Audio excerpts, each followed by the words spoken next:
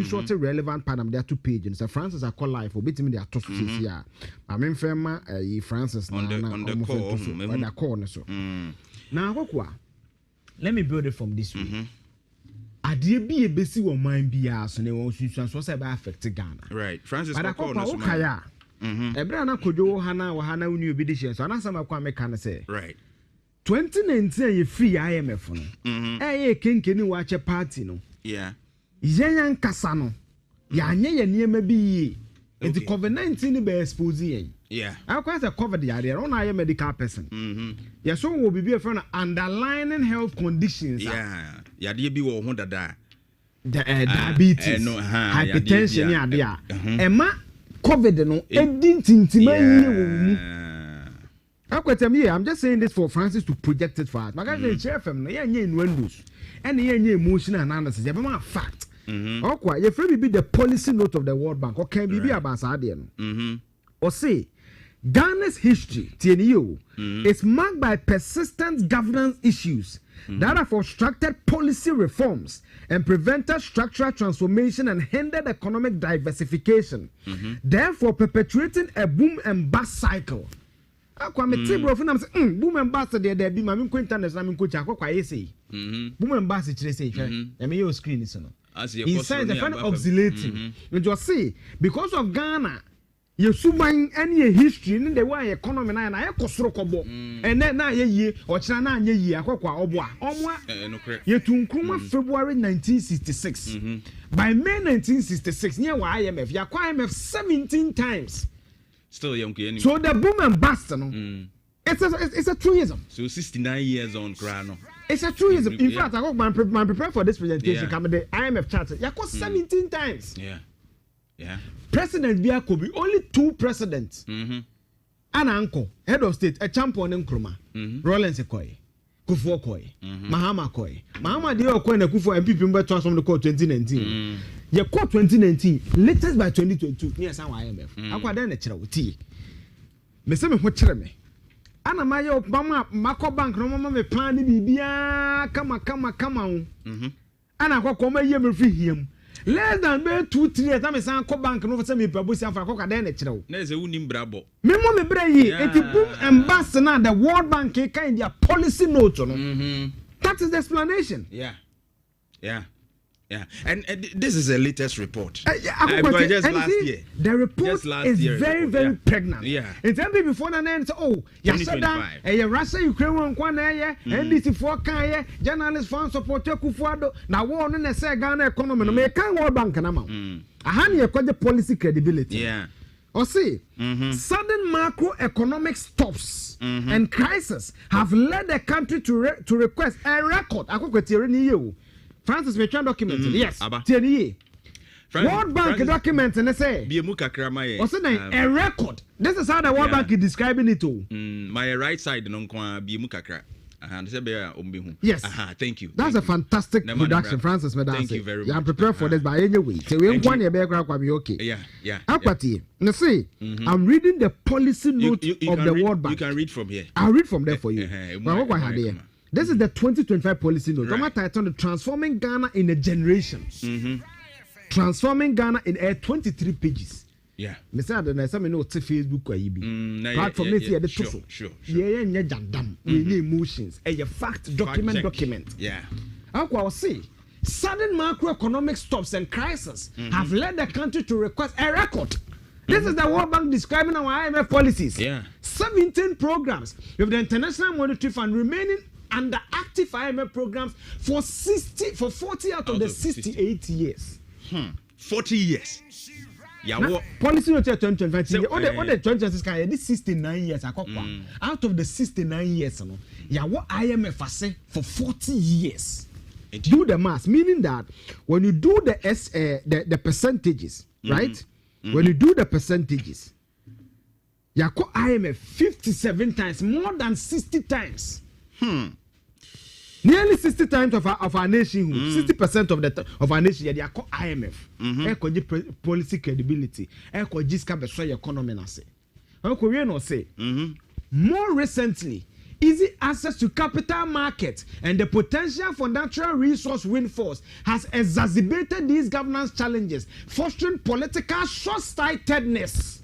Listen to IMF describing our economy. Yeah. Or say more recently, easy access to capital market. Oh, it's me kobo besia. Besia buy ye de. And the potential for natural resource windfall. Oh, Russia no Ukraine kun. Or you on the budget ye project say be turn 8 cities. Omu kuninje kwa 10 cities. I went for nintino. Ama ayede ya foster political short-sightedness. Akwa na share special short-sighted ase. Ye mwechiri. Ko yo dan to no can be Hofstede theory. Yeah. O se Ghana dey ba kwa ye nya de the long term enuni. Ye nwene nkwachiri. Aheya de be di. Ya metra wani manam ka se Ghana sabi bu ase ya bodam a enuni. E data abodansam so e data o. Ti ase ye nya sika no ase ye di ni ne ya. Political short-sightedness. Ti ni you say decaying crucial reforms and mismanagement. This is the World Bank. On say we delay crucial reforms. Yes. Delaying crucial reforms. Reforms ni bi ni say teacher training allowance awutua no nyansa biye ni betua. Ade bi so so omo ye, but they will not. They will not. Na ye tete ho a na ye tete na ayi. Eti prayer wu na suki 8. Papa ba ko ne man ne jere no miensa. Yeah. Yeah. Ne manum ne maame o mawu. Say enye nne Wednesday ya. Enye first time. Enye first time ni. See ye no. See ye no. Ene ye see o ye be ma ye be hwe so obi a be hwe jacket. Akokwa. Ene ye delay sa ma bi ya sa wuo. Ene ni me ho kakokwa nka metofu ama wo. Eti crucial reforms na nu niye. Tinkwa na wu. Papa ba kwa busua na bo. Nipa 9 ono nko a na yere no miensa. Ne manum. Oh my way. E ma miensa ma ma mienu ma wu. Ne maame asan wu. Yeah. Wednesday ya. I will Gonja East Savannah region because institution no Ghana Maritime Authority na better say anya quite true statement, very nonsense statement. Ye be yo ye be he ye be sa. Life jacket in so almost said the systems are put in place. Yeah. No, bring me back the statement. I just want the statement on the screen. Seriously. It's a crucial reforms on and mismanagement. I work with crew my mismanagement, Public Accounts Committee. Obi the 1.3 million ebusan receipt ma na wakoto nuane 60,000 so wo dia meeting ye pay receipt as me nya receipt krom anya mismanagement Public Accounts Ministry of Defense ye to Grand Vitara ba ko a o come website I wo between 400 to 500,000 ye to ba ko 800,000 when you run it, this is the World Bank speaking. The last concluded report say this in turn has weakened the social contract. It's a year 12 months from Koto. This paragraph from the World Bank alone summarized the entire paralysis of our country. You soon a buy. And about one no man for con. Yeah. Now we would now say we would so many pet. Or say this deteriorate or say this in turn has weakened the social contract. You need to do our bam. David. How can you say you did your bam? You need to come can correct. This is it. Or see, the deterioration of global conditions due to COVID-19 pandemic and the Russian Federation's invasion of Ukraine was not the cause of the 2022 macroeconomic crisis. Ghana inflation could do 54%. Petrol could do almost 20 cedi. No? World Bank policy note and they say any Russia-Ukraine war and any COVID-19 ema Ghana could do. World Bank is made up of top economists. Ahana sabi yempeni for so ma dreaming insist so we policy credibility or say tiewu enyame na make this is the World Bank policy note of 2025. It's a 23-page document. Read it in full. I will say the deterioration of global conditions due to the COVID-19 pandemic and the Russian Federation's invasion of Ukraine was not the cause of the 2022 macroeconomic crisis. Rather, I got in here. Rather, with rather, no. Yeah. So first of all, they acknowledge that in your global impact. Yes. Or say the exacerbated. Yes. In your global impact. Maybe I want you to name. Yes. And you know. Or say rather, it merely exposed an economy already beset with deep structural vulnerabilities and precarious macroeconomic conditions. Not just say economy in yedada. say by say kura engu ye ne de plaster ataso ti covid ne by na be white plaster na yehu say say na ye kuro no kura de asay say na wa ma me time bi ade amaye ye no an enti na metia na me bo ahye akufo ado say emom mfa sa excuse ne ma emom nka say no ntina swam interchange because that time no ya about 10 interchanges wa yeah within that same period you need about 10 interchanges in Accra, so you can't use it as an excuse to say this is the data. We will never deal in emotions in windows attempt the day. No, we don't have time for those exchanges. We give you the data. Or say it's barely I can't say BB exacerbator. And no as a COVID-19, no. Yeah. What diabetes are unkwanko. Or say how I near what dano. COVID no. Every man no you who say every day. How structural vulnerabilities. Yet your mama kokwa, yet your mama. The only thing is on connecting to the near forge. As to whether say, yeah, fawa. What is the progression you need? Your bench say a better one now, my David. Yet your mama, your young crofok to where be a penny, as some nomi article 7 Jomi special. Omunidi. Yeah. Yet your mama, they retire on your salary. Be so pension, they don't retire on your salary. These are structural vulnerabilities. Yeah. Yet your mama kokwa. You be a yedi biya. Remember fool so. Yeah. I didn't plan to do that, but I want to spend time here. So the World Bank is telling us that we already have vulnerabilities. Yeah. And also then macroeconomic conditions. Your macroeconomy will only improve based on 3 legs. Yeah. No matter the English and the economists will tell you. One, grow what you eat. Yeah. Juwa udodi. Akwa dentina yama me yenyom zi eni difi ento dia nya operation video yourself. Dentina msi ye. And he say, oh, I'm a book na ma. Kokwa na wa ha me. When you read the book by Professor Ajimamba Fodia, between 72 years Ghana didn't import rice. Dodi. We produce enough rice in this country. Yeah. Which government has produced more irrigation dams than the Champon? Which government? The Tono irrigation dam is a Champon. Afienya dams is a Champon. The Dowenya dams is a Champon. Because he understood the importance of agric. Around that same time, Anna Thomas Sankara one village. Now, kwa last 2 weeks, Facebook bufo fusa there Ghana any agric ministry. I think trade ministries agric aposti so ye Burkina for na kasa so say the tomatoes no mun tomu nye. Ni age tomatoes be. Hana o kan ye nwane na nini. So because ye nwane a me need atem there is the policy note of the we need reforms. Yeah. Ghana, if our green economy, I did meteorology climate science, so I know Ghana's agric sector very well. I know our climate very well. Yeah, ko Burkina Faso me ni agi posti Facebook say ministry posti. Akwa tomatoes it takes 3 months. Everything I live on Facebook, wait me join here now. It takes 3 months. If indeed we had thinkers, if we had leaders, we could have used that. Burkina Faso tomatoes name maybe they built factories. Yeah. Value addition. That's what the World Bank is saying. It's the COVID-19 and my excuse because of your structural vulnerabilities and precarious macroeconomic. Una call precarious because that's the way you want to know. Onam, TSU. This is it. A yari, serious. This is it. It is our excuse. COVID-19.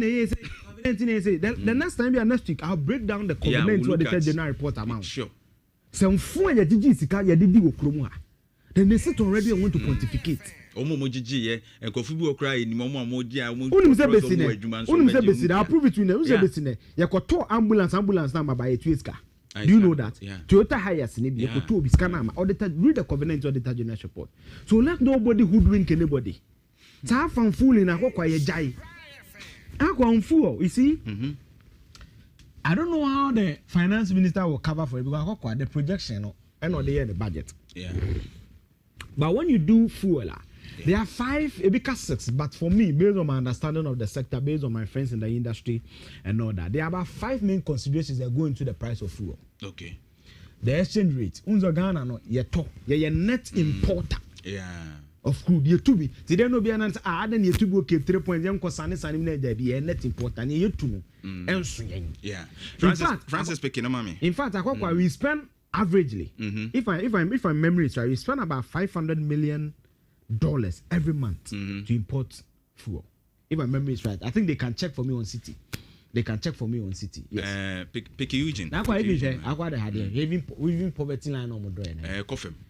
No, Jeff, Fatu can answer that. From the 90s, now it's stagnated. Okay, Ghana Statistical Service data not the buy, and about 8 million people being multidimensional poverty. And I told you that multidimensional big to be a chance in a bosso or radio set or access to health insurance. And this is the data. So they come to city and they say whatever that they want to say. There's it. Now back to the floor. In the exchange rate of you go to Rotterdam or whatever. Straight off a month, about 80% of the world food, I want a free bar. I want to call Rotterdam. Ghana most the tofu Netherlands. Rotterdam is in Netherlands. The tofu refined is not there. I want a quotation rate important. I prefer the world price of crude. World price in the affect will be Ghana no ye de cause enso nya win for akwa some ka win for what you say say enso ko ton bi kakra na ye tu nti ye ba ye chese bi ye beton 80 na kodu 100 na 2020 na that's na yes akwa ye san obi e fa the levies and taxes stabilization levy sanitation levy de ben levy ne dum so levy ne de atosu ni na no so wo ho ene obi e fa OMC margins nti na star go total mo price enye pen obi ana ne margins ode to ena akwa fu no ko tofi Rotterdam ade besi ship na aba te fa ne freight cost so these are the 5 major components ta akwa ban say oyi we wo hwa ha we na wo ye free so the taxes not suspended from the next price. You are 2 pricing windows. The 1st and the 16th of every month. It was suspended. I think that will be a reprieve for you. But I see this country, we are hypocrites, and sometimes we the media emboldens it. I go here. Driver for you, BB, and I bear report it. I'm some to you never say pass by it, but I go him. A brown kai poor you call for my cocoa fi abba from boy. Oh, you can't. Some guys say almost pass. Who's a man by Michelle? The Fedam to Star Spray 27 seed. Almost yeah, when near Madico 50 seed. Near me, I'm a from you. And the young so young has idea. And you should my papa. Say, I name me yamra, Magana in your day. Enjoy.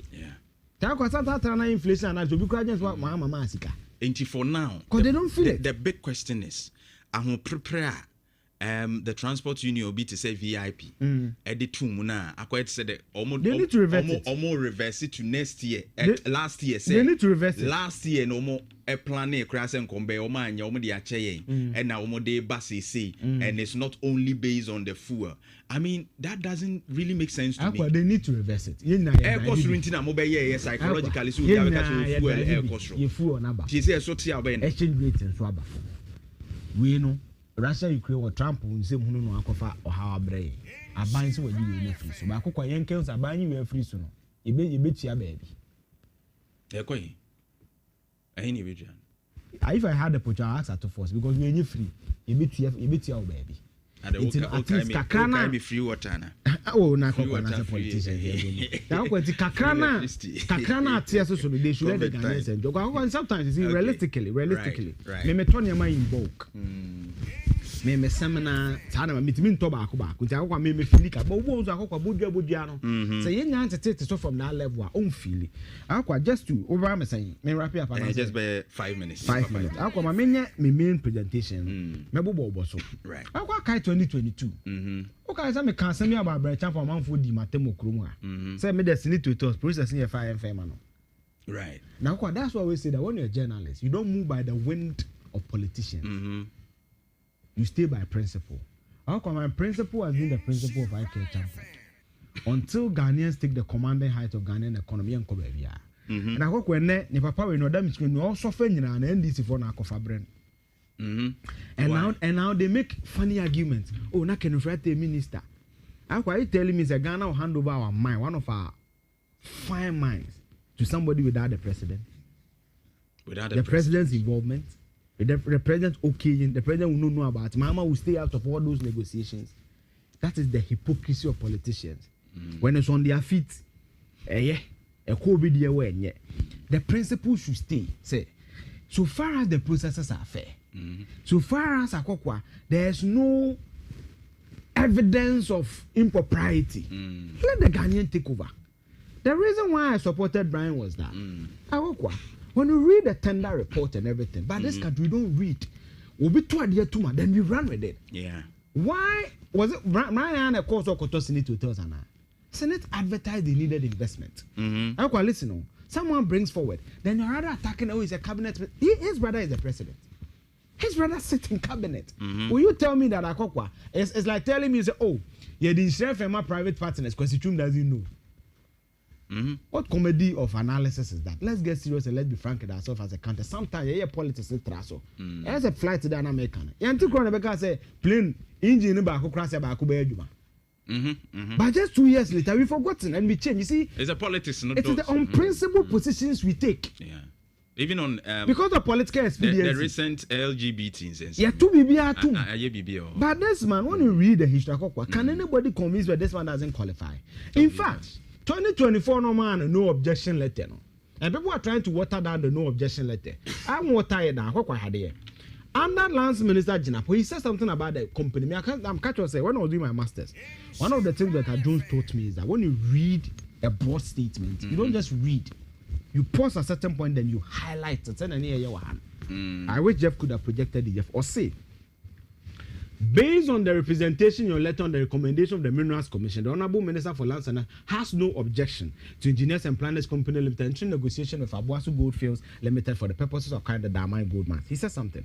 The no objection, however, does not affect the right of government to approve or reject. Still, Hannah Meka says so nobody should make it as if the President Mama doesn't know. Right. When you're even given the no objection, the government can reject it. They can approve it. And the President, the Commander-in-Chief, whether I like it or not, he knows about this deal. And agreement concluded between the parties. Accordingly, any agreement concluded between you on one hand and Aboasu Goldfields Limited on the other shall be subject to the express approval or orders of the government of Ghana. For the avoidance of any such agreement shall not be valid, and no right shall pass under such an agreement without the consent of the government of Ghana. There is no objection. This no objection is granted subject to the above reservation. What was the government of Ghana? This is not His Excellency John Dramani Mahama. Now, what had here? The first paragraph does say, this is the ministry speaking. The commission indicates that your company has gained considerable experience in mining and is currently engaged in contract mining for Aboasu Goldfields Limited.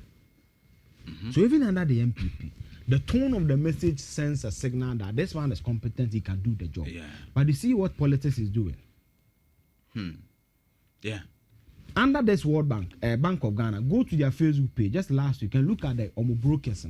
Is Data Bank not there? Is SAS Finance not there? Yeah. But you see the way we do our politics. That's what we say. Hate you, Jones, hate you. Performance me normal, me whole time, me so normal. But some na makan. Attack that some na makan. Is it a fact? Yeah, the normal be brave politics. Exactly. You may not like it. I have my issues. Maybe Papa cash with Data Bank. Mark to market value. Yeah. I don't support we investing almost 60 million in a hole.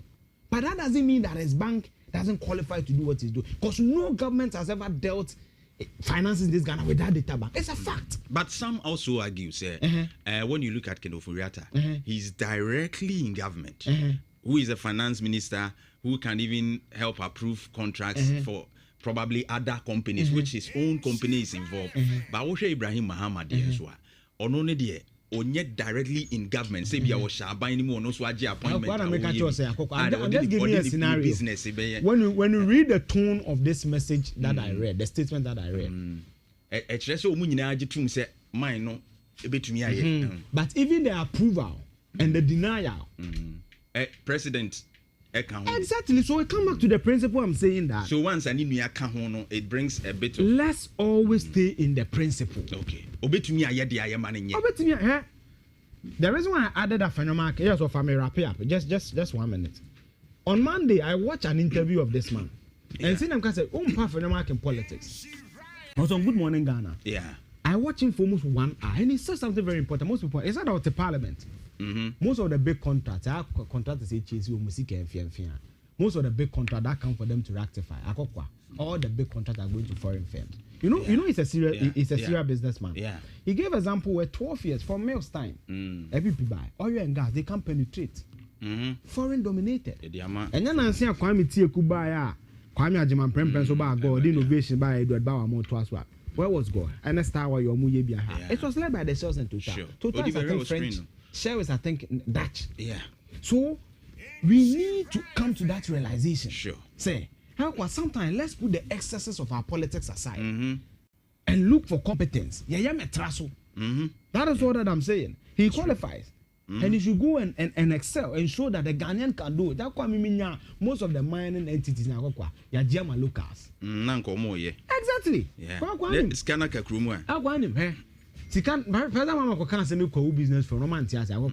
Such economy no can and crew.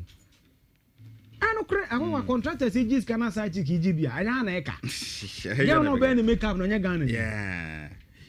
Yes. Or guest about do this year. But Eugene was said to the fact checker. Eugene, in fact, that was a very excellent analysis from the World Bank report, and of course, Neoma Akechia yet to me Asher join your Facebook in Shah 104.5. Na ye ninkomo pi ewaha and then nkomo no edoso. Ye didn't nyina be boechi e de amount me ba isi anafi ye di nkomo.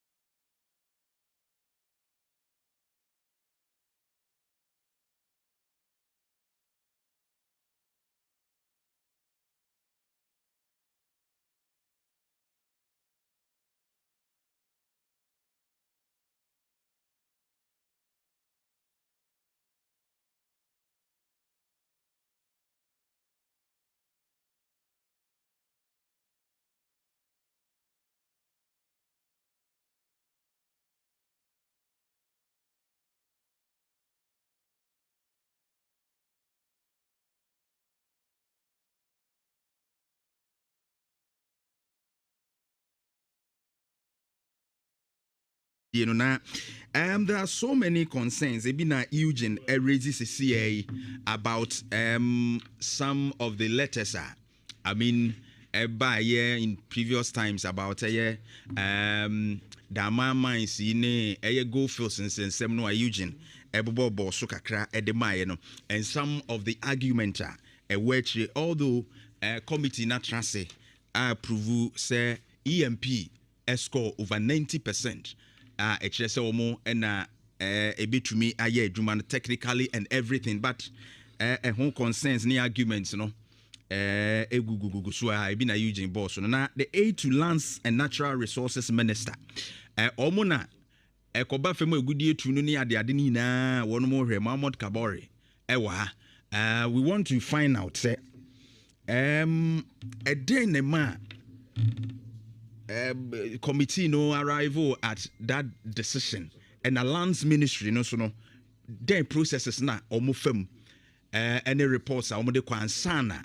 I mean such decisions are taken because already yet say Ibrahim Mahama no omode amano kradada no obeye news outlets ni bi kra publish say Ibrahim Mahama e di amano ana say government di amano awodo ehon di amano echiri ne yet say Felix Ofosuku achisa de krata aba say oh ye be ne competitive na say akoye say nka ye so source ana ye de man directly no anye sa akoye te say ye frame maku bi abeka ho mo mbeba no no so abe pribi e de nti na man dane course all of these things no ye be di mu nkomo ahwe Mama Kabore good morning yeah bro opening gaze bibi aboko de adom mpabo ahwe yesu ka homo right ye de okropo minister ho ye bonya for Emmanuel Amakofi Bua nyame adom right na ho ye pa na 9 months so kosi enfanentia ma insha juma fo ene yetiefo nyina se abrano bia moboni chidom na mbom papa tai na chi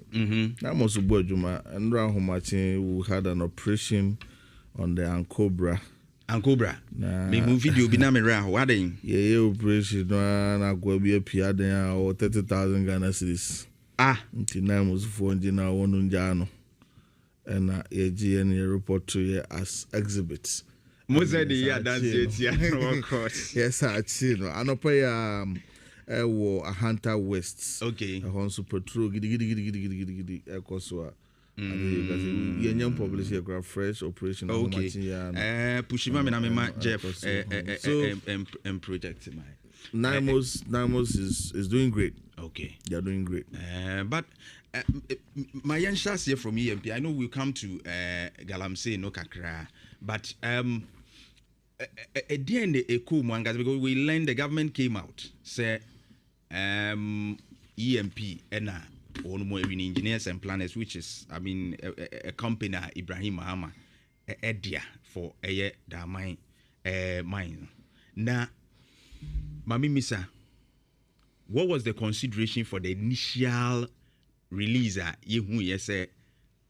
Ibrahim Muhammad's name has popped up. Say when ya contract now obey and son another letter from presidency say a competitive bidding. What happened? The communication. Mami now I say right. You say uhunu dokuno biya maybe a no ya bro. So before even becoming a spokesperson to the minister, I was also a political animal, a partisan person. Okay. I want to wholeheartedly accept in good faith criticism when you are using the bias. Say, yeah, man, for sometimes you casa ha and near my baby. Because probably obi commentary binti.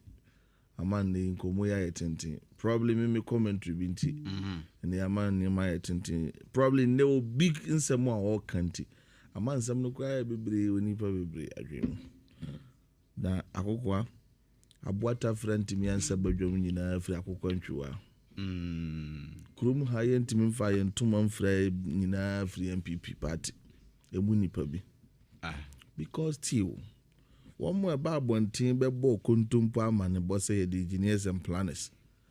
Yet Damaya Manono. They are members of parliament. Yes, a parliament is a house of records. Right. Now, record the no parliament, they say the Dama engineers and planners. Because as far as large scale mining companies of concern, no, and leases of concern, the process doesn't stop with just cabinet. Inti ebe court tender and now minister be use section 4 in the discretion.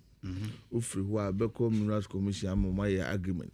The agreement now goes to cabinet for approval and then now comes to parliament for ratification.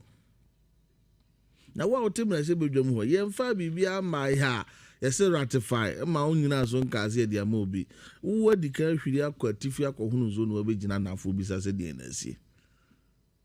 It is a mekase Krum Hampuntu Akachi do no free MPP phone be akokwa. You must understand it from that perspective.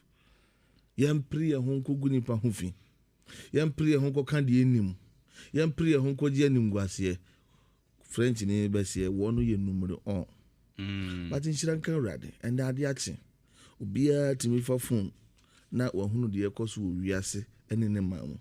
Eno nti I am sure say Ghana phone nyina dodo no ahunu say nsema no mo kan nyina no eya hurudo ahurada sem kakra aka me mam ti se me mam ya bana do twumu a wono phone ikura no woni mu a nti obi a sa ahwehwemu no be ne de no ti na no pa wa mama kwanya ma betena ha no. First of all, dear creating yes kwasi bro ni edi ndi dwabiem. I've heard the baseless allegation being made say ya Jeffrey bro ni nsem de mama mpaninu Sebe obi ani ho to na kokko be de kwa kwasi broni a ene ne de ensashe ntiase apom ase 30 years ago afa duru ba bi no na ne su ne ba nyina a kire se adwuma no won to aso bi na kokko ese oba ware a obetena no otuba ntiase odua o because dey when himself dan be ba beto na wade ase. The life of every mind is dependent on how much exploration, further exploration you do. Enti die wo hunu no awutu na wo ye hwehwemu foforo ka ho. Goldfields was not doing any further exploration. The life of every man again in terms of processing is dependent on your continuous mining. For 2 years, when him said that Goldfields was not mining, they were only doing processing. Nti aboba na omo tu asum ho no ana omo feed plant no. But say didn't na omonye. That's a sabi we dey obi nchira bofra nyame. Clearly kakra na egu onu me ya mo wie na mkom baby. Okay. There are evidence of letters one more trader comma subcontractors say on these days we will not be able to engage you again. January 2023 engineers and planners as a business person who say Goldfields person okono or trail letter comma minister of lands at the time say Goldfields so okodi am person me no kudi anobabaye na wo ku no fa mine nja me na me hwe akire. Minister ehwe nkrata no no ano hwe nipa a wo bisa sa asembusa no o si da bi ehwe se de wanya suahunu ene wa hofama ne sebe o capacity a wo a ye ni bibi atia o kona one go face nko ya no babaye. And then when I hear people say a favoritism here, this selective engineers and plan and a tender committee this selective engineers and planners, I ask myself, a brand now bujina portrait letter of no objection no. No so your favoritism ana. My favoritism. Asembo ni ho dance ya. Asem kronwa itimi twabi e de ya dance. Enti ye ba mu no. Then we realize over kaya gold price you too. So sembo to America no. After Goldfields who say it's still economically viable to stay around. Or per additional new lease renewal. They say abrabo no mere mo odin ye hunu ya dofo. Gold bo nya no wo ye suni ba bi e chese wo ko okrum. Ene de ye kosoro de aye sanfama ye nu ntimi ndi dwabio. Abai no abaje. E de form transition team abai nkrofo nie Goldfields nkrofo nie. Ye dey share on the 18th of April say in 1 year time you must have done with all necessary preparation. More handy mine back to all mine. And then 11th. She be now so a dear name no nakwasi buro ni sesa no nkuku. And then nkaka free ho. Etina no had the Minerals Commission on the 19th of March. Basically just about a month to the expiration of the transition date. Actually, nkrata we the bre miura. Owura Makofi Boase. Minister da mama no nyame ya adomo a 18 ya na chese ekona wie ye pese ka o ma yetumi na invoke LI 2176, that is the mining and licensing regulation 2012, na ye go through competitive tender process na ye pay obi a kwasi broni kwe obesi na nan akoko adansi enti ekum so nkuru nso a na yehwia hwe 19th March 2026.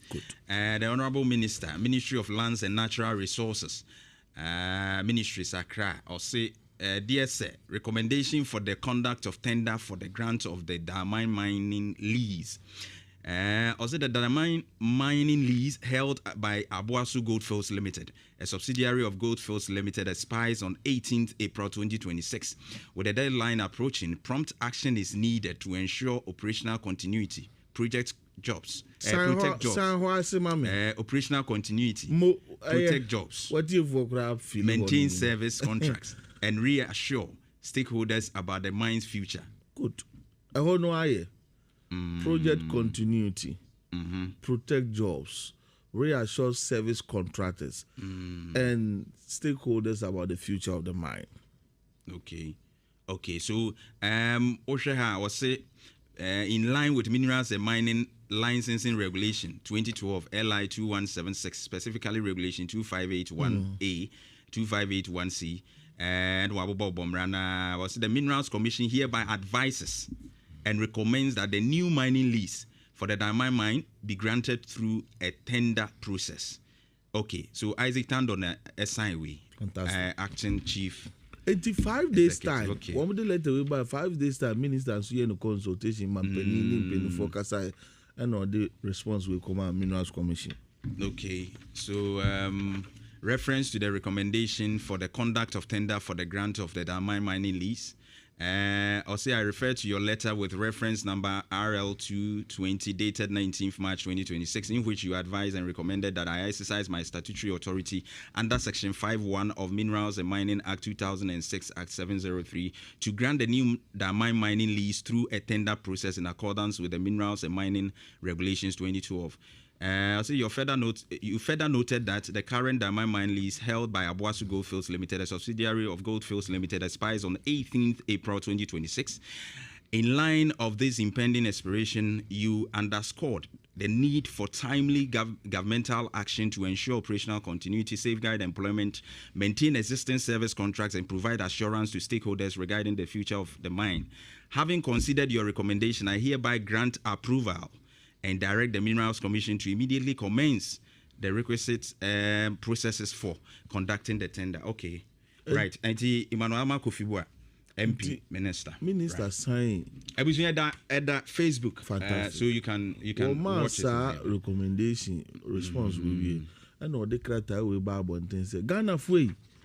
Mama Minerals Commission for quite competitive tender. We didn't participate. Okay. Carry who say oh dear betimi akogye da mama no siwa manafa no to papa fra so kode ko be. So this was a press release on the same day. On the same day, yeah. This is the 24th. We see 24th March 2026. That same day, this is the tender guide. Okay. This was published on Ministry of Lands and Natural Resources website. Everything about Facebook all the documents na so it was giving public notice. Say and it was widely published. We no credit Yeah. You're publishing this one on the ministry's website and Minerals Commission website. Okay. So what is a KNWC announce say for students admission? You need just that information. But to how the process to apply there, I think there's also KNWC website. Yes, and it's all clients of the Minerals Commission and the Ministry of Lands knows where to get official documents as far as bidding or tender is of concern. Where you found could you be office no aka so quiet no corner see right. Public document in the public domain. Yeah. Okay. In the pona unson. And he said you be no more can say companies or mobile no cry no. Lands Ministry no any omo kasa dada be 9 on be ka ho no. Said you be can we chase omo sheda frɛ from be shemu na omo na Ibrahim Muhammad no. Be pray yes and so omo mfin so no mfrɛ from no. There's a press release and no more flow which is here. A group hanom no utwa ntro na sebi o kan se huna prosin chew. Right. Mi pa o kasa one fan krata bia media dance e no aka fa no ho adi. Okay. Tete no anka na nanu ba me ya chewa to table so atwa achimpire. So na de yesika mi nka binti. Nti don't for them but ye ntie wo mo ka no wa ye mani twam wa. Okay. Enti 7 days near be to her. I've heard the people make the argument. And then 7 days a pay. LI 2176 now, equal truth and competitive tender. There is nowhere stipulated say who quiet tender date say and I'm saying a fatoso. So the but date. But you need 7 days in Isha. 7 days in Isha. Nipa do doesn't a bede. Let's assume say tamunusa. Every day be akokwa nipa ba akoko company ba akokra na ebe di akokwa 7 days nka how many companies should we expect what I say again the 7 day no ayekwa chusu ye no was guided by the continuity issue I raised here on the 18th of April. Right. Ndu come 2 months na baba ube wie tender nko na kwasi broni kwa you leave people's job hanging.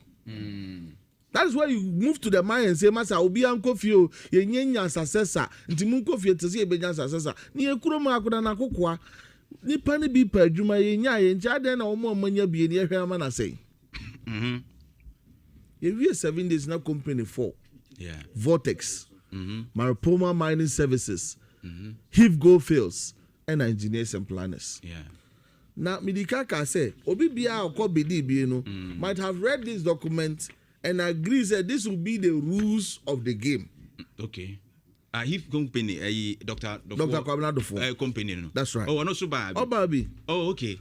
But what I say? Okay. Yeah, valuation criteria means a mandatory requirement. Right. Mandatory requirement in the company no what they ban. I was say a wholly owned Ghanaian company. Okay. It is Akokwa Mining Services.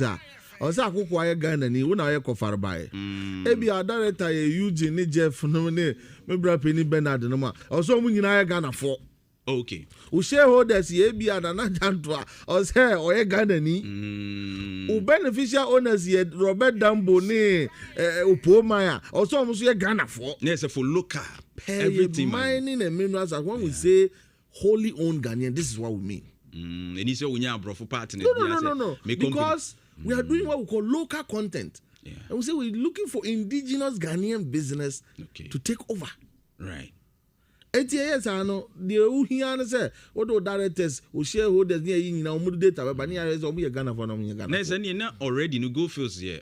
Disqualified. That one just one count. Yeah, you are gross. I come in your papa. I followed your one count. Because that actually almost was happening. That would see or so a penny. See, I'm fat. You didn't need that. Because soon, baby, or done a ditcher and they say, no person yet. Okay. Enti Marapoma and a vortex. O man to me, I'm fat dance, dear baby, I'm match. They say mandatory requirement we almost satisfied. To me, the Honwa no mummy in your day.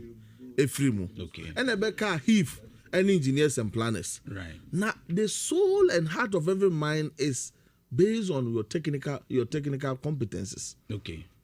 And technical evaluation criteria no deliberately a year honum said threshold near 80%. Okay. And you say Obia didn't you're breaking it down. For instance, your application information at 10 marks. Okay. Or specific experience in similar project and environment, 40 marks. Mami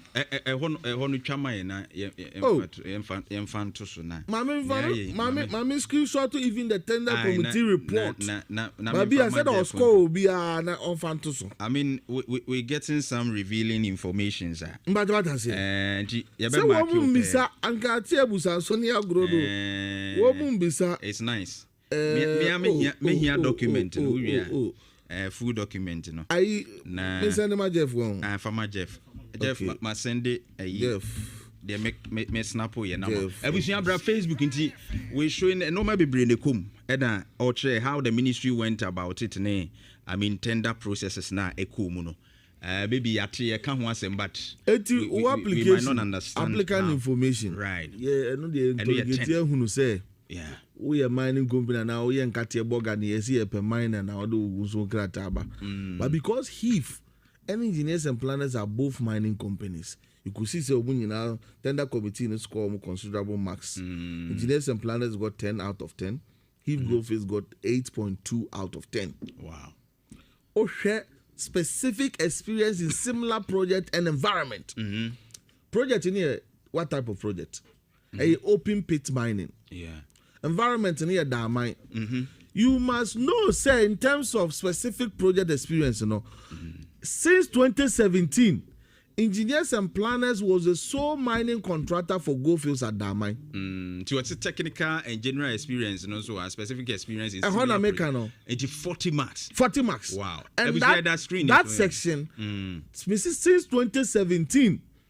Engineers and planners in the mining hall as the mining contractor for Goldfields. Yeah. So for about 10 years, on the mining, probably all experience was a human was experience wise, no. Okay. Since 2002, President Kufuor Pencil, and of course, after no your mining contractor, no or other in other capacity, whole engineer day. So in terms of the socio-cultural dynamics of the area, understanding the environment, you know, between the two companies, why now feel so experience? Obi Oko 2002, Obi Aonyanko, why no experience? So you could see, say, in terms of scoring, no, tender committee no ma EMP 38.6, right, and Heath 18.4. Yes, we're beating a crime. I mean, the American crowd, so the dancers all experience. You know, he went to me and make it the 80% mark threshold at the technical evaluation. That's the 4 companies. Yes. Okay. Of course, it was just incorporated about 3 years ago. Maybe I don't do to so born home because as such a young company, I went to me and make it that progressive milestone was good. What about the others? I P2 no. P2 no because they couldn't meet the friends mandatory requirement. Okay. It's not meaning the last phase of the evaluation, financial evaluation no. EMP in Kwana qualify for the last stage. Not from $600 million to $1 billion. And once you don't qualify for the last stage, we don't even ask you about your finances. Okay. But what I say, so unyen pass or not deck and call university, I won't go train university exams. You could be side engineers and planners to say, oh, $500 million or what you may be shim. And you win no more ticket, no. Exactly. That be Uncle Slow. Max no was raw. So these are the two companies. Okay, we so these are the max. Uncle say scores. Screw, baby, they almost score, you know. Uncle this side, Kakra.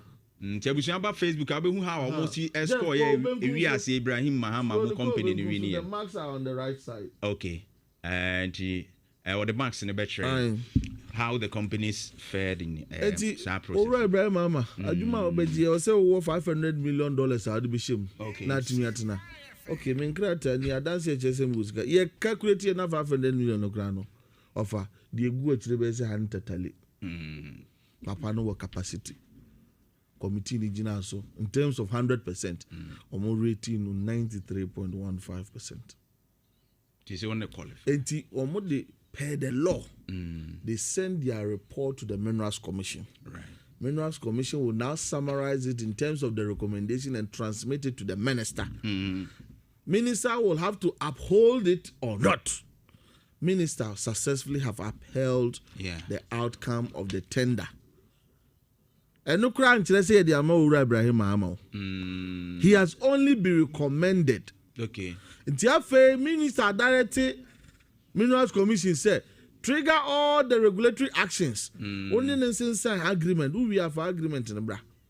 Yeah, the Beko cabinet approve here and send the parliament for ratification. Okay, so engineers and planners the end of that one. Evaluation, no financial proposal. That's right, 505. Wow. Okay. 500 Dutch in Akukwa see the mammy new Eugene.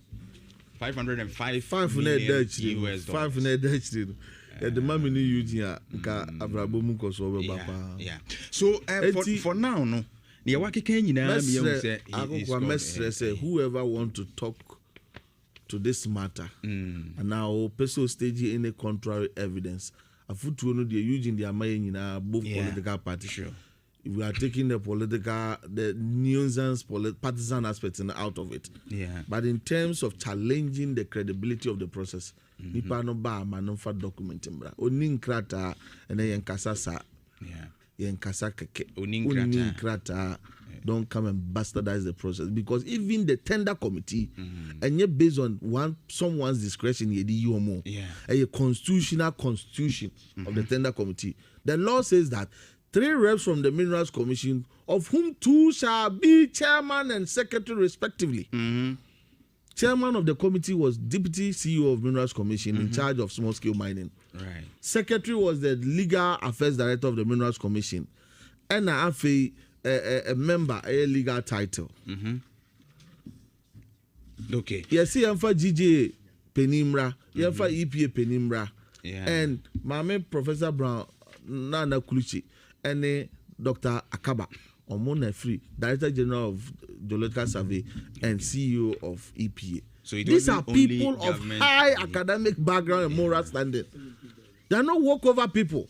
Okay. Into people with contrary evidence here on Fambra rather than say Omo and Semo Mukakanti. Mafutu Amedema Yina and say Aliko Dangote didn't get there by accident.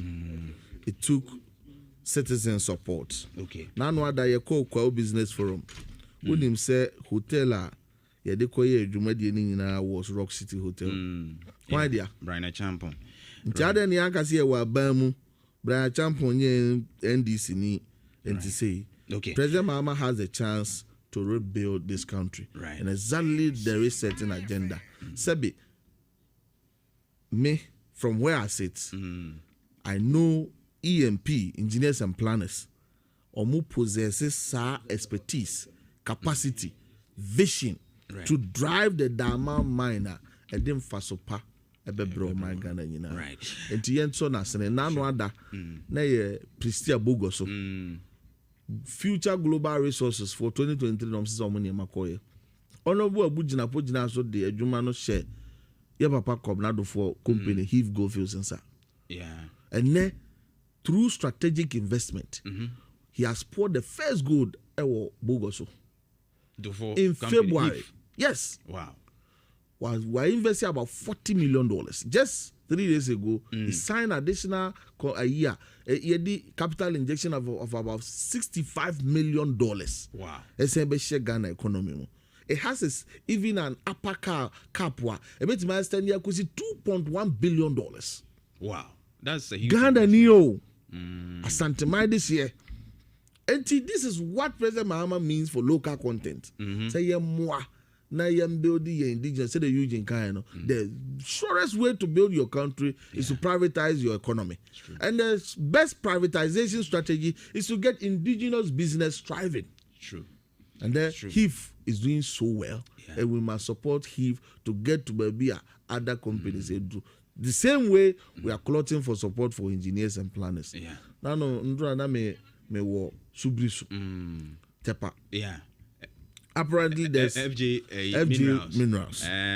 Community no why is it previous happening administration eco launching community mining without recourse or even engagement with the concession owner. Ntina me surprise Timon lands and minerals mo ntimi anya ho re like mo engage community mo anya they had to demonstrate me kudu kasore ya no call subrisu mfranti no call anti cooperative. There's no document, even the local assembly there is no document about our community mining. And that is, and it's not just there. It's at so many places. Without stakeholder engagement. No, not just stakeholder, without doing the due process. Because before all the assassination, you might have done what we call legal search. To ascertain, say, assassin obedient, see, as a pinty assassin now. That is why now no minister, small scale mining licenses be now some one or revoke or the community mining in our can't revoke here. Because they had a lot of issues. But in Sri Lanka, FJ Minerals is a very progressive-minded company. They have make it a point, say, community be on more operation woman, they will live in harmony with the community people. And meaning say, Yakoha could take community nasem.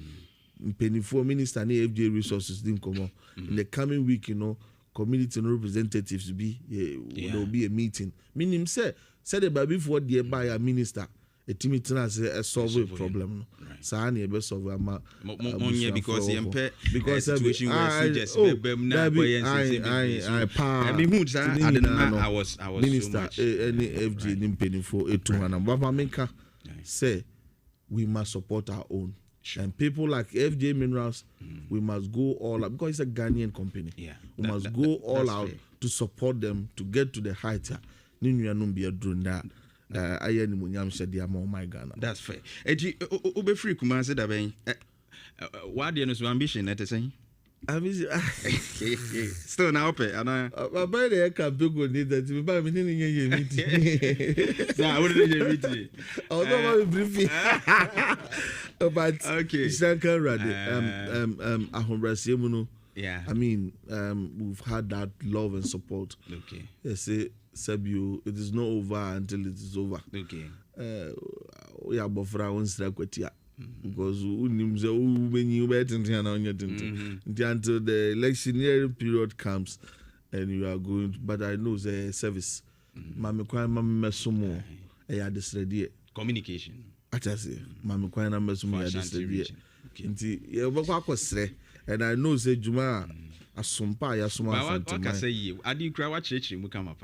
Say we feel documents and then you come with documents. Nti so obi aba no fan krata ma. O de ya pon kura no e be chini de dua. Okay. Muhammad Kabore no.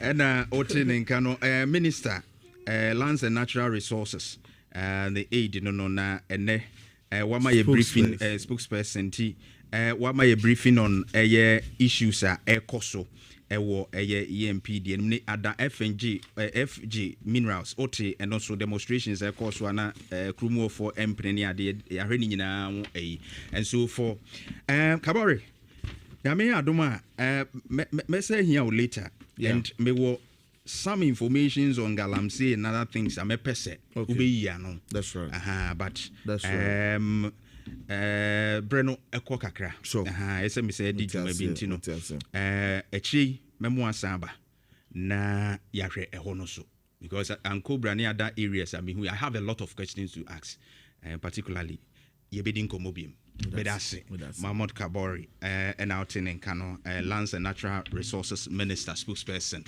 and wama a briefing on all what is happening through the tender processes of course no ibiana want yase how ekoba ya ne say watama mano ne ade no wachechi mu how it went in the companies on be pray we wanted to understand ni nyina said the processes and documentations that are backing them in fact wama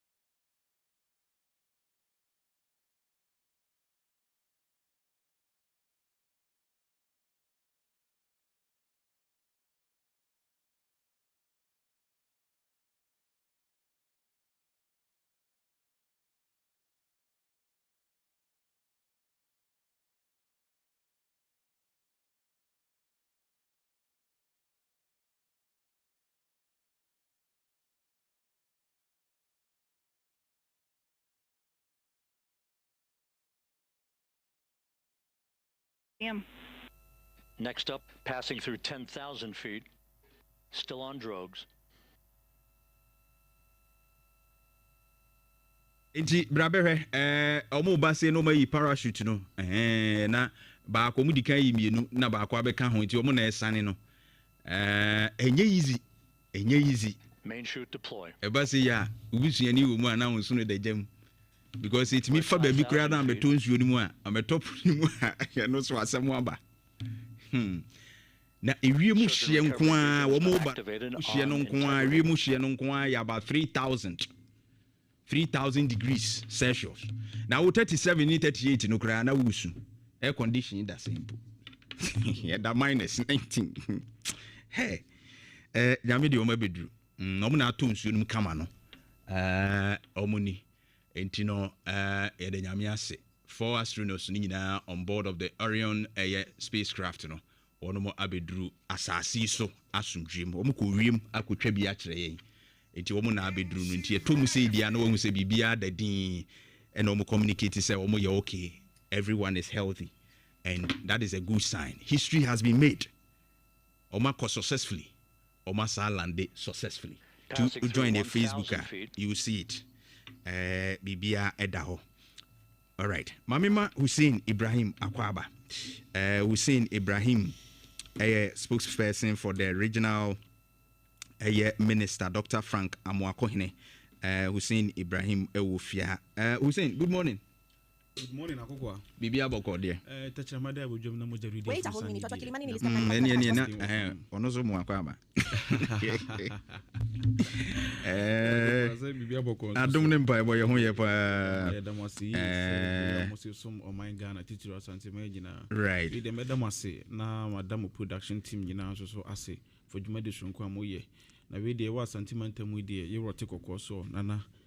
Wada na machia etiefo magibran na no pay omuti nshira FM 104.5 omagibran omuti nshira FM omunyina nso no yeda omonso so ase na machia mebra penyini dambo nso so so mini ni share check akra ba na meta hunu media no so ono so bono homodin de bo man nkoso no man kanko nti meda ono so ase na mada bibia nso ase right Akoko ni mse me free regional minister so na eba nti Dr. Frank Amuako hene so de nchia kese edema Asantema nyina America kra ni ya busy pa ya busy o hwe aniswadi hunu a wo hu se wo so de boa Asantema ya mamre ni amane ne sipi ne sita no a wo de novelty bi aba e friend Ashanti Fest right a wo Ashanti Fest no so wo hwe ne mapa e free mu ba Nema ebo Asantema ye mabunu nema omasua omo showcase no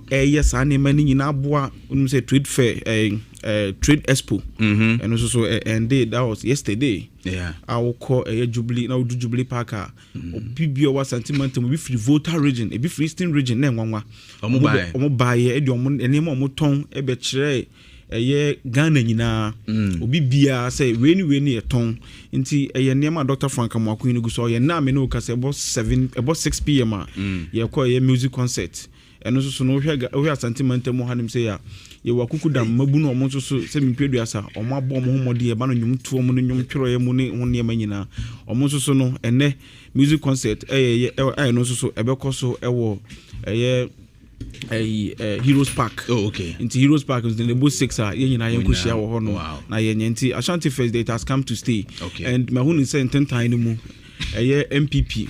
Yeah. MP wa sentimental mu hanim say your friend Mama Pat. Okay. Patricia Piaget, Honorable Patricia Piaget on nam eno ka say Dr. Frank Amuako ni bibia on consult MPs no more sentimental mu hanim say no. Wakase. San wakase o say Dr. Frank Amuako hene en consult omo MPs omo sentimental mu hanim say na me pese yes enti na ma correct na yes in fact all kasa asem no na me bisa me ho say me mpedu asa parliament the house of records right what they are saying at least e was hwehwe nkrata mu bisa o majority o minority leader say is it true say Dr. Frank Amuako ne emfa krata bia sa amaye. Okay. Krata ne ya nkasa ne etena ase ne ye nkrata no ho bibia. Entimi minim se etwon krata de koma minority leader. And when was it?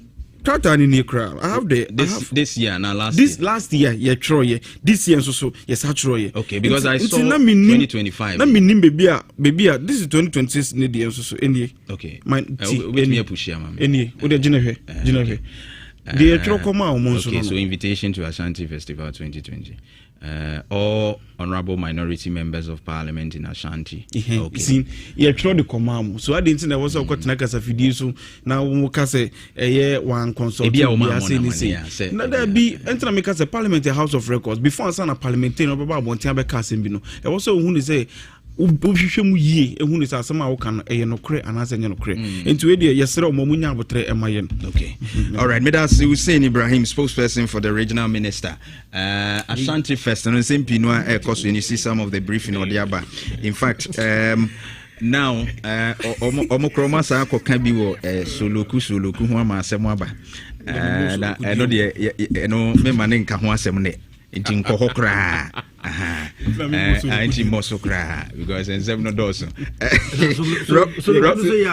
Robert Dambo Debbie eno de but asembia ba no pe anope kra na mehu menim so wahu dia but I don't want you to comment on it for now. No, I'm not going to do anything. No. That is it. Debbie maka Ashanti Fest once I can more boy Robert Dambo Robert Dambo. Yes, sir. PNC Ashanti Regional Director or Communications. But me Ashanti Regional Secretary. Secretary. Okay. Oma making mistake. Me post that producer that the moment. Yeah. And he say what secretary. Me secretary Auntie. As you see we free muko kesim. Me secretary. She say no. Robert. Ohoye. Akokwa. Mamenchao. Na mencha we boot team of producers. Na mencha asante mine ne Ghana mine. Na mencha mpayimfo a omotie no mo se hwe social media.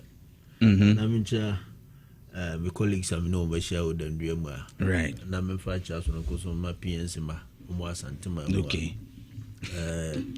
PNC that to ye niema o hwe political parties NDC any MPP apart from these two political parties, political party or massive political fortunes in Ghana. There's no political party that comes close to the PNC from 92. We say no, there is no contestation. Until party no you organize it, say the baby to me, you to me. Na maybe I don't know the responsible leadership at the Aba Omamwa. Okay. And the PNC is poised, we are ready and willing to contest the 2028 elections. So they will be to my Adiba and Yasum or my Ghana. Right. And Mahmoud Kabore, a fantastic communicator. Yeah. He has been a brother all this while. The mining, the general mining space, some of Kafa only Galam say he's an astute communicator. Sure. So I would wish NDC in the Ashanti region would do him the honor. So Obesevu in the communications directory to every my party in Benjamin. I've always been in support of youth. So I've always advocated for say especially communicators should all take positions within their party. Nipa ba Obama communication. Nika or Ghana apa Samijemfi. First, political parties, anka yeka omo communicating government policy to the letter or form. Amu as a party communicators, but na manyam. Remember when I was a party communications director, we shared the rank and government letters. Yana yeka party connect meeting. No, ye bibia ye issue communicate near the Obana obetri mu. But to share a kwana buni ni dia ne de na ese form kakra. So I've always advocated. They say they move pushing mu Sami Jemfiama na ya kono. And I share Mranto and be almost no opportunity even in the other MPP regime near the also Oma form there. And we should make it attractive. If they should give Mahmoud Kabore the opportunity to serve. Me, I don't see why anybody should even decide to contest him. He's a fine communicator. The first time. He's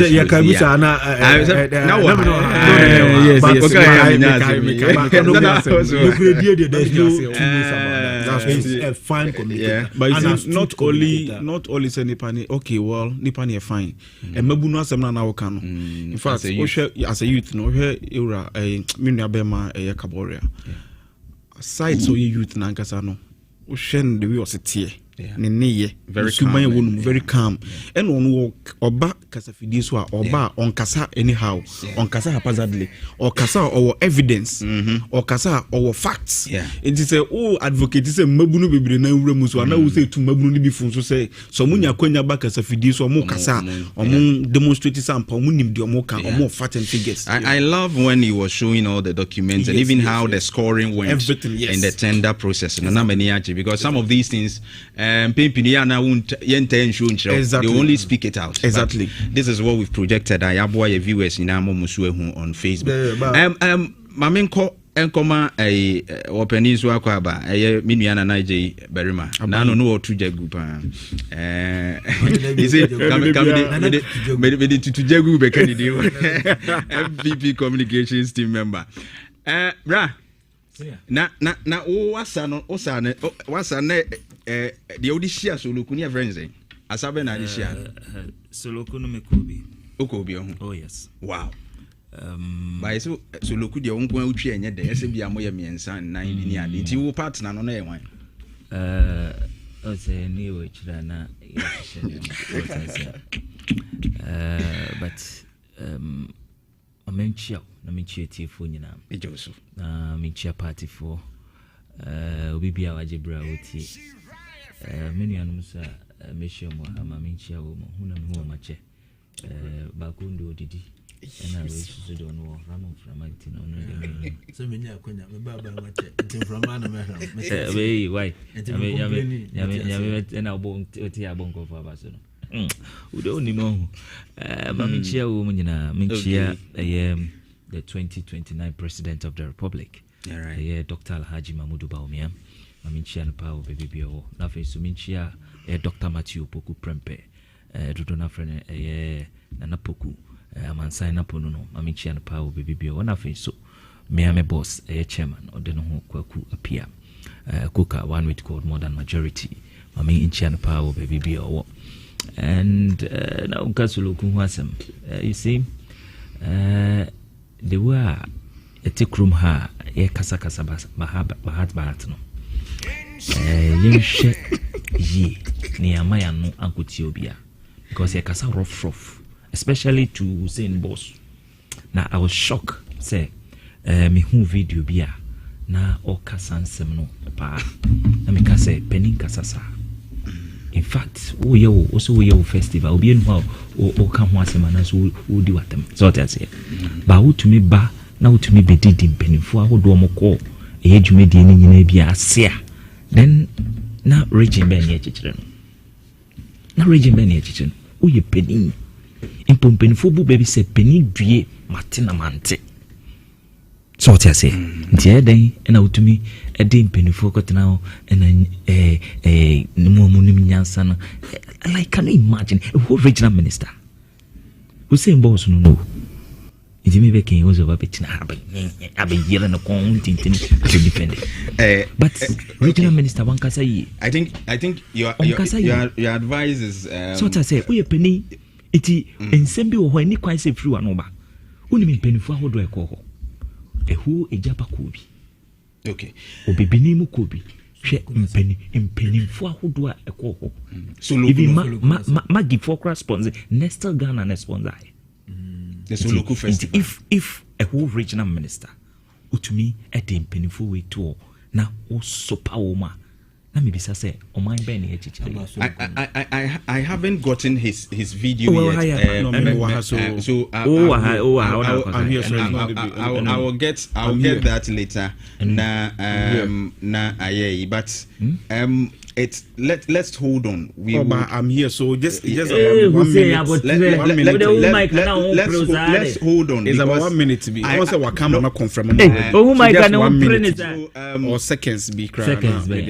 I feel maybe yeah, maybe someone say also went no can be until I come will be 80 already. So just seconds. You see, I am here live after Soloku Festival. Okay.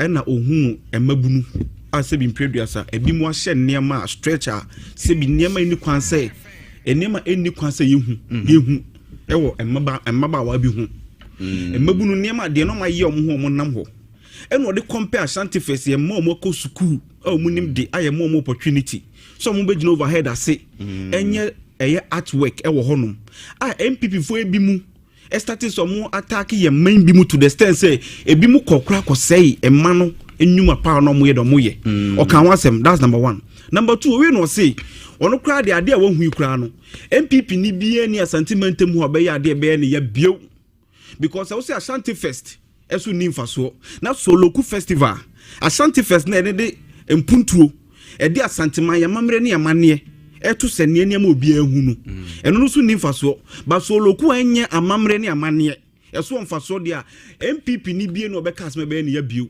owie no kato aso sei eye asentiment mu ha yete no enyansafo edoso wa hanim sei enti se wudidi pacho meba enti se wudidi listen to me really please I'm coming enyansafo e wa sentiment mu hanim sei enti se wudidi na tem anasa okese tia because of for ya Ashanti Festa ono enya ne ya 38 for no majority no do so 38 for na some kind no so baby enu o yi ejaba jewelries baby enu o yi obibini black man baby enu o yi obi wambo bia din ti se bia wo to na wo 38 no ho ena ye o yade a ba ejaba mbe kan kire so 38 no ho obibini black man be kan kire so 38 no ho because obibini black man ankasa miami nimu no okotena mu sister station meba okotena mu sister station e ka say onu se baby e wodun obo bradu no onu omma partisan politics enkata nani ade e be bo asanteman no e no onu de oyeden ohwe enti na ma onu ka say MPP fan be bo asanteman so there is no way a Dr. Frank Amoakohene a single out any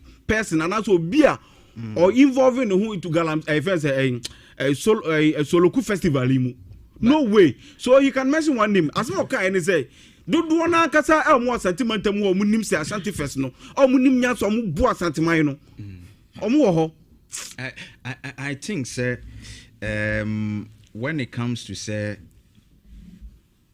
communication and words be where be a beba maybe it's not your intention but it may not sound well okay maybe in fact to other people but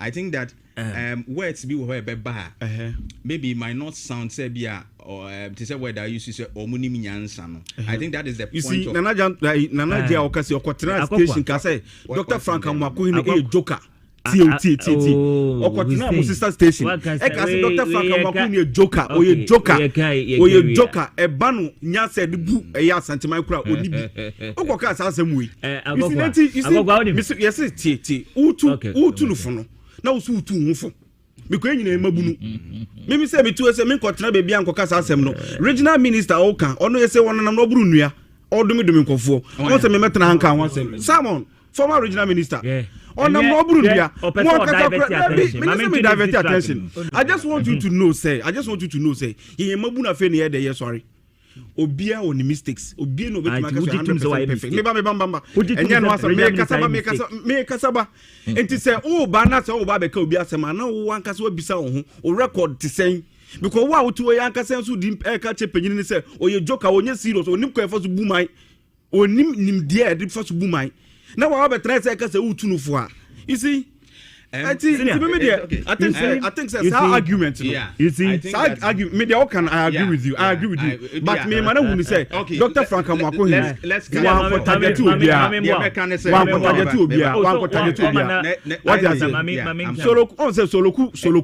Soloku no mutu ye no. Ghana ni bia me papa. In fact, fie wura metini fie. Ana metini fie. Me bobro no krodi ma to afri honum or send the video of ababa wa was stress I've seen such video when no be say sentiment ya mamre ni amande ana I had my own reservations what you say so there are certain things we don't want to talk about it so Soloku first lady we should not even talk about it because me send the case Soloku asema Ghana ni bia be case in fact and the MPP party no asini trust was sentimental so omo party omo de be rejuvenate party no and name so omo de ba no so say mo fra no okay thank you I go for mama just 1 minute yeah you see or admit say obia won mistakes 1 2 or say omo de ade bia by friend Ashanti Fest na eboa yen kra no de ade you see and we see even MPP phone mu bi e ka ko say yes ade no Hussein Etihe. So ni maskwaye. Say ho na ofi constituency na ofi. So hwemeni ye. Askwa constituency no free. Askwa interchange no e wo cameras too. Meboa. Yeah.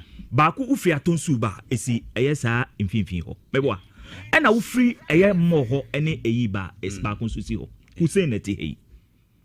On can me say Dr. Frank Amoakohene and then Ghana Police Service Ukruma.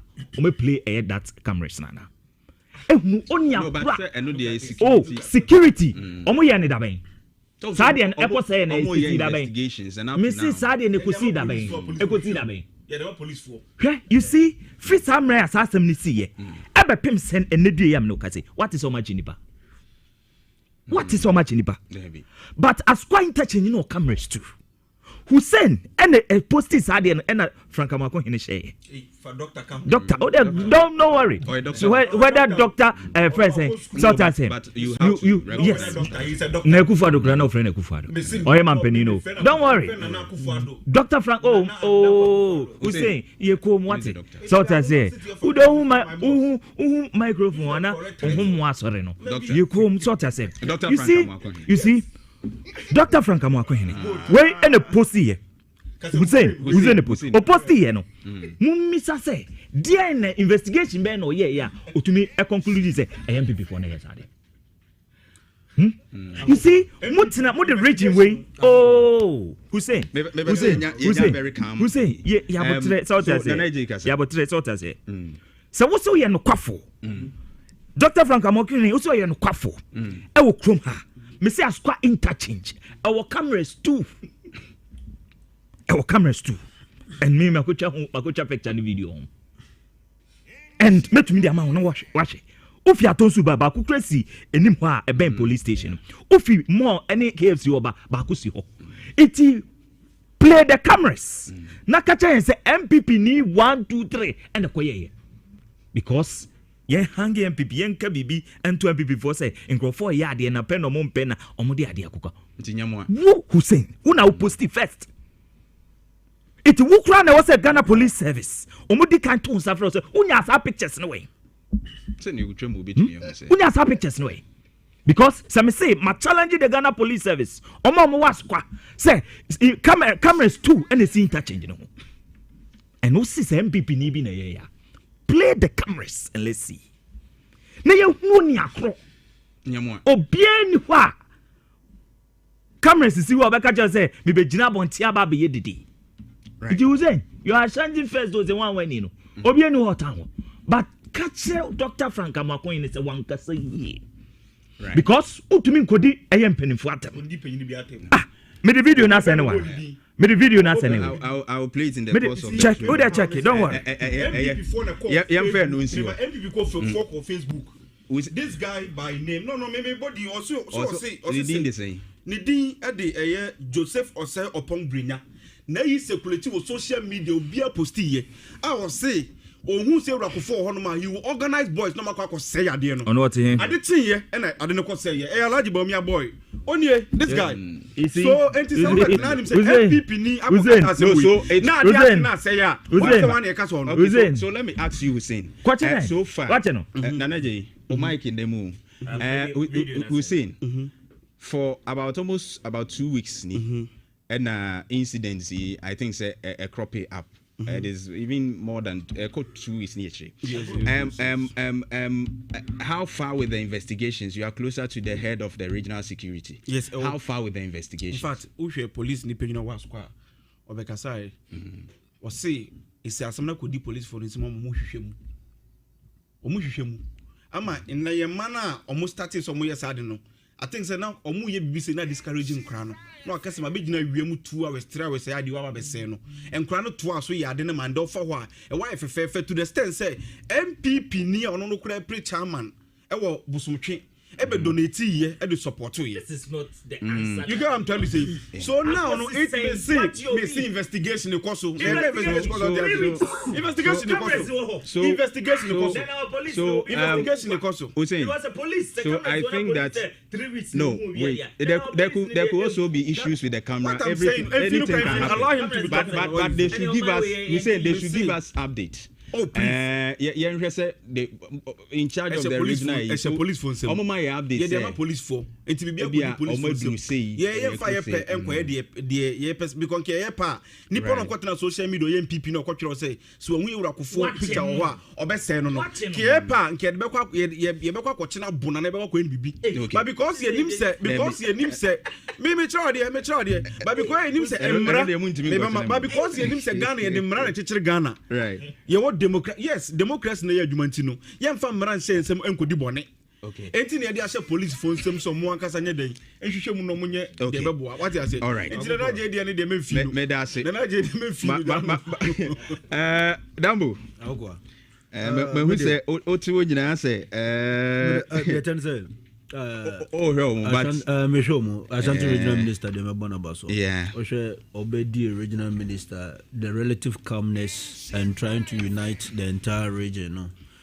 Something so any I was saying your support. I think the way I see the politics and the way I see Ekekano.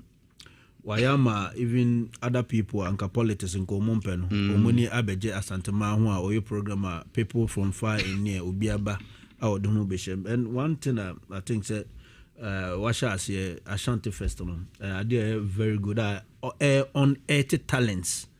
I was first in Kroko School near Casako, visual as any other in a Becas, we cried here, Omo Mabuano Munimadian Eden, but as now find touching national see how they have beautified the place. Idea was in when you can say dear politics, but unfortunately within the political terrain, Abribian among for Pesomocast in windows and aspirations on good causes. Yeah, said the bear almost between a political capital, so it is expected, but I never be a development. But I don't think we should reduce it to politics.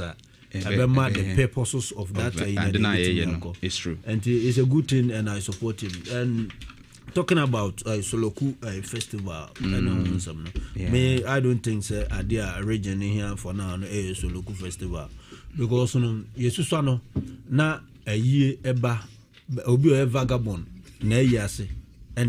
No, but honorable MP. No, I want to come in. I'm not diving deep into a Soloku festival. Yeah, I understand. But I just want to make a point. I just want to make a point. Honorable Bafwewa, the MP for Malaysia South, who organized this event, actually, and we also said it wasn't only about the dance. There were a lot of activities. There were a lot of activities and let's not limit it to the dance alone. Any name befitting of the purpose. What's the meaning the of moment that Soloku it connotes something. So what I say. So the moment, irrespective of the finest ideas, I want to champion on your money, you know, and we and the idea and the trend, and answer name fata and the trend. You are all talking about the moral decadence now. Akoso or Maman, you bet my baby be a fun. Net me adding, I revive you to not set be a montre or monk animal. And Soloku, baby, a Soloku Biano, and near me a Kosoro A and Sanum. And name a Kosoro a V, and name a Kosoro a jot. Oh, but don't you go to funerals? And no, and you're listen, if you are talking about what's the actual meaning of Soloku? The meaning also Soloku. The meaning of Soloku, the intended purpose. And they say or the investors beba intended purpose or other things or champion. The connotation shouldn't be Soloku. That's what I'm trying to put forward. You are talking about Ashanti Festival. You even identify a tourism potential areas. You better revive the economy of that respective communities. But if you are talking about some of these things, I don't think that it is not something that sits well with me. That's why I'm talking about it. Okay. I don't get the head and tail of all of this. But united under the regional minister. You come together. Adia you say you come wasem. So regional minister dear na enyefa you bet me aka. So MPP dear na you bet me aka. But there is a mismatch. Talking about Ashanti Festival and talking about Soloku Festival, there is absolutely mismatch. Okay, right. Medasi Robert Dambo. So yamfa that one to us now. You move forward. Benefit also. Soloku no. Some exercise so aerobic. I mean, asakra so exercise. And no muntimin ka so mo exercise. In Ghana for na mbra na nke me promote your health. Kasi en kasi ekutu. Man for ahye sisimoten na omudi gina TV so ne radio so no ade. Mo so ampesa mo de WhatsApp mo comment on the show via WhatsApp no obe to me our WhatsApp is 059-682-1571. Or the comments in the buy be kind amount 059-682-1571. Na yakin kind the amount. Hussein, my main starts in free also. We'll look at a Voxy commercial and then fuel prices and next step are buying a ticket. Okay. And if say a permit, we've done a lot on the diamond mine today. So yenfa two no na yen share yen discuss yen when na yen share there. Voxy will take on the recommendations because NRA, many National Road Safety Authority didn't come over, and it's like they haven't taken a decision on the recommendation yet. Say, yeah, bani even for commercial any other. It's just like ya can't say. But recommendations now bantu if you no more head na ya hwesi e begia tuma. Mo na mo wa ban.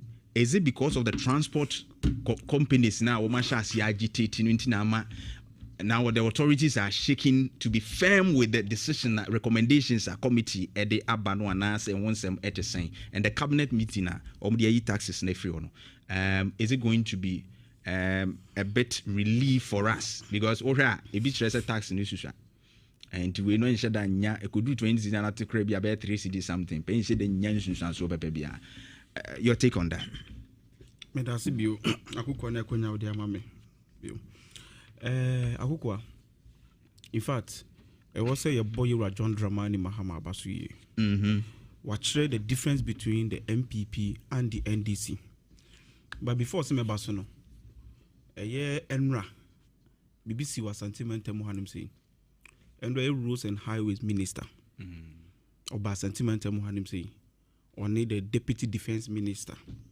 and the deputy on one deputy omunyina ba sentiment mo on ba no energy amoko pay courtesy call on euro article course otumfo and the 2 euro ani mu say America kra ni euro John Dramani Mahama enya diso ade hunu say opeso ye expressway bia ebe connect Accra and Kumasi na isi ayi no hihye agu akwa mama isi enne officially or moba aba bebo euro amane say ye hu ba be start eye adwuma na ano no in fact omudu 2 euro anim nyina wie no euro ka asem bi o se hwan na ochiri fa wa asem pakọ don hwan na ochiri fa wa asem pakọ don simply means that hwan na sade pa eba ni fia ompe na yeso ya kan so se tama na ade pa we bei obi o wa sentimentum wa no ye roads and highway minister tro letter the comma president say enye de ehianie sisie yewura otikoko so say oni de nani age because okai abra Ghana ye gi fa wundi ye yes akwan we de to honom no enda ye say akos ahanim say ye nkotitemu enda ye say eno we no sade to so say wonu otu kwan bebiri okwa amanman so a obehu say so obetima kwan be mienu obetima fa sa kwan we so de akwa obetima fa ha de akwa nti ono de obo yewura John Dramani Mahama Abaso for sa adwuma de sonkono de aba no we no say kwa me yi kwana kwa ye wadwuma omo mbe kasa ne de munja omo no munye den omo nkasa hwe na ye adwuma ne yie emayen ma adwuma na obeye no enye nde na asase wo kira na asase na kwa me say nana me pacho waka mate in fact you Dr. Frank Amwako hene ejina na mu eda na nase ema na me ne ukase enche kra no eye expressway ne ba beye no e ba be start right this week ya okay last week eye yenya news bi say omba be tu eye pure water boom pure water nso ayeto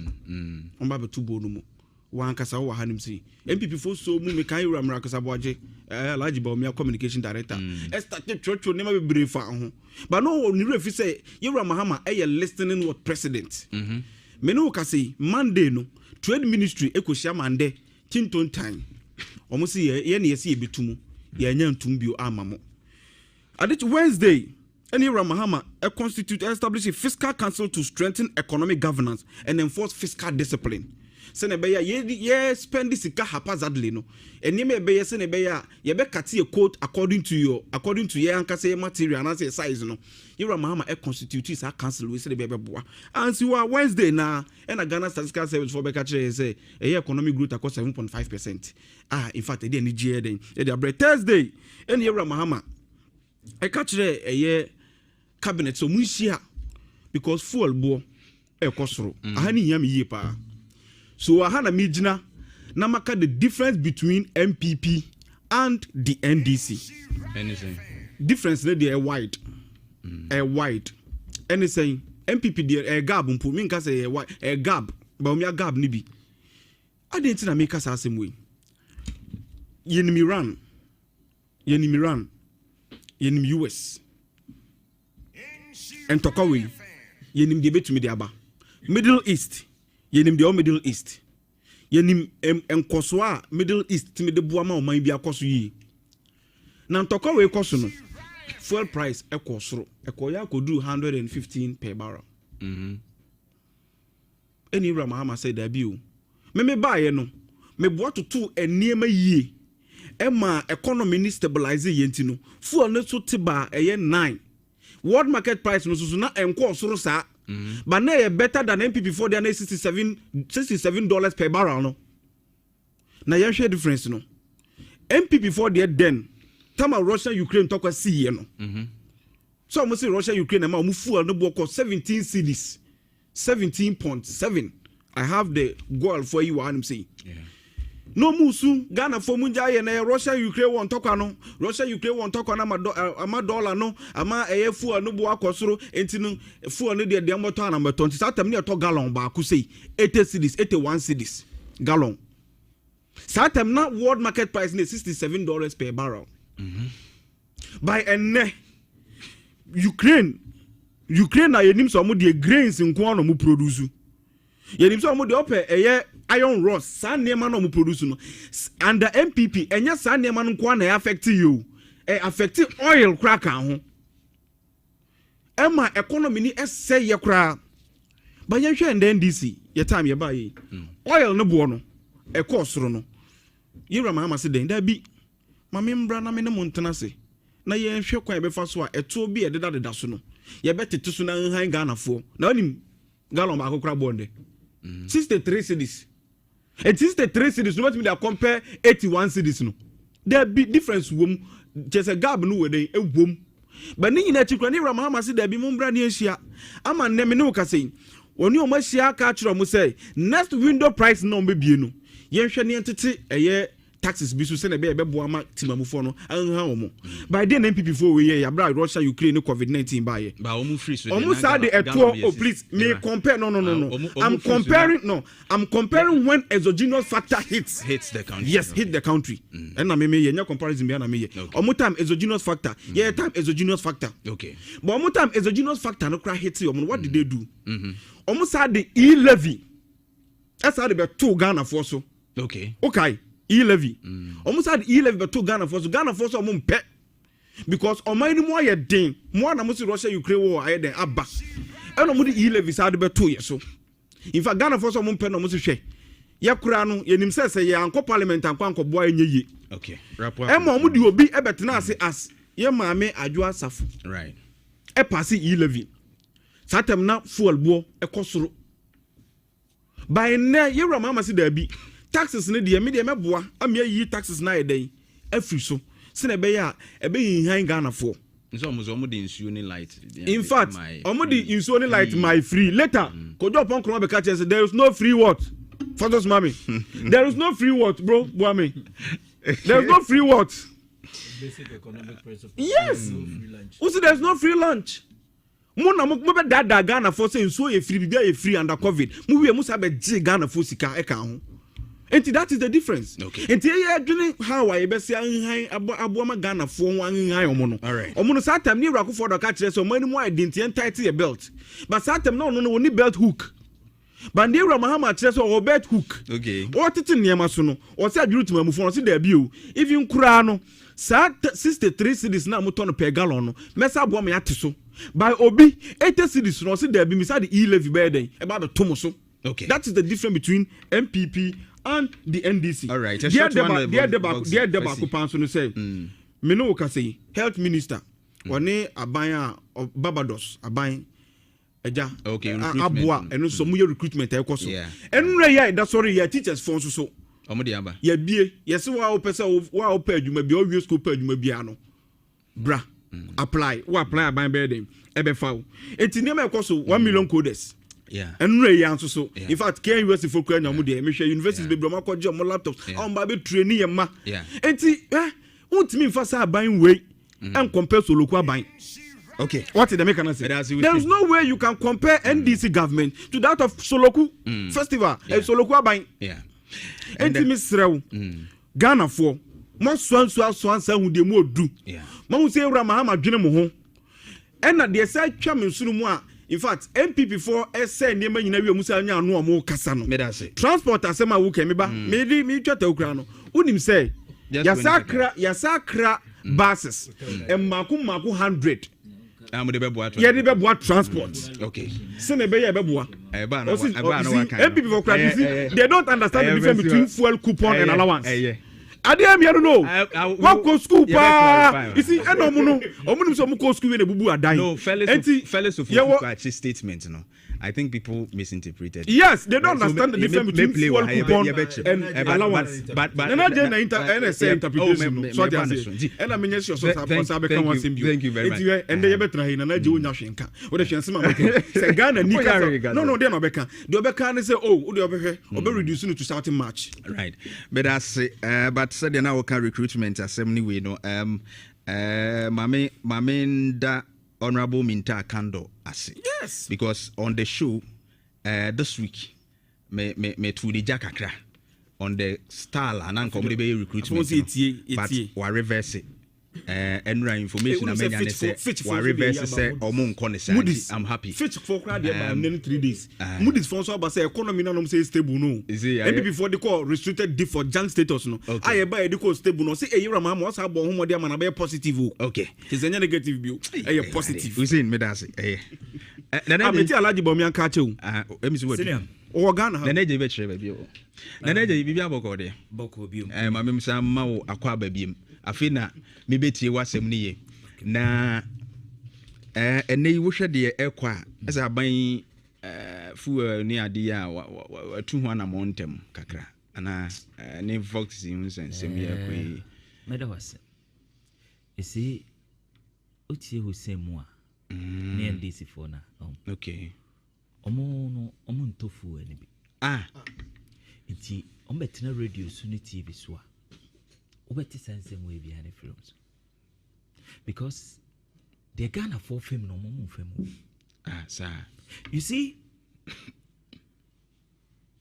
and the full bo ekosro enioma bo ekosro ba wo betina radio so eka che Ghana for say eye Israel Iran and the US in Tokwa and akofasa ade abe NDC for now. What you say? Anyone call ye Emma Womo. But then you know, Chris, globally, Ghana and the US acquired that terminal. According to President Mahama, Okacha say Ghana ni Ukraine ni Russia ye men wo baby ya. Ninia Sami Jamfi. Okay. Okude to abla kwa kebi. Falisofosu kwa chi kebi. And government officials omo oni ekabi kire yen say Ghana emben Ukraine. Ghana emben eye Russia o baby ya. Ite yeda na nedie ubeka kire yen say Israel, US and Iran in Tokwa enye nsunsuan so wo Ghana so. There is something wrong with you guys. Enra demo kan no enemo sesama no. Yeben wo mo. Agokwa yeben Iran. Iran for to meza bia betu kroma. Iran for atu bomb bia betua. Israel for atu bomb bia betua. US for the bia betua say yana. According to President Mahama, who President Mahama kaza asem na wo ni hwan obekatam say say o how bia Ghana force. O how bia Ghana force ye. Because ye man wo mu according to President Mahama ne num wasem. In opposition.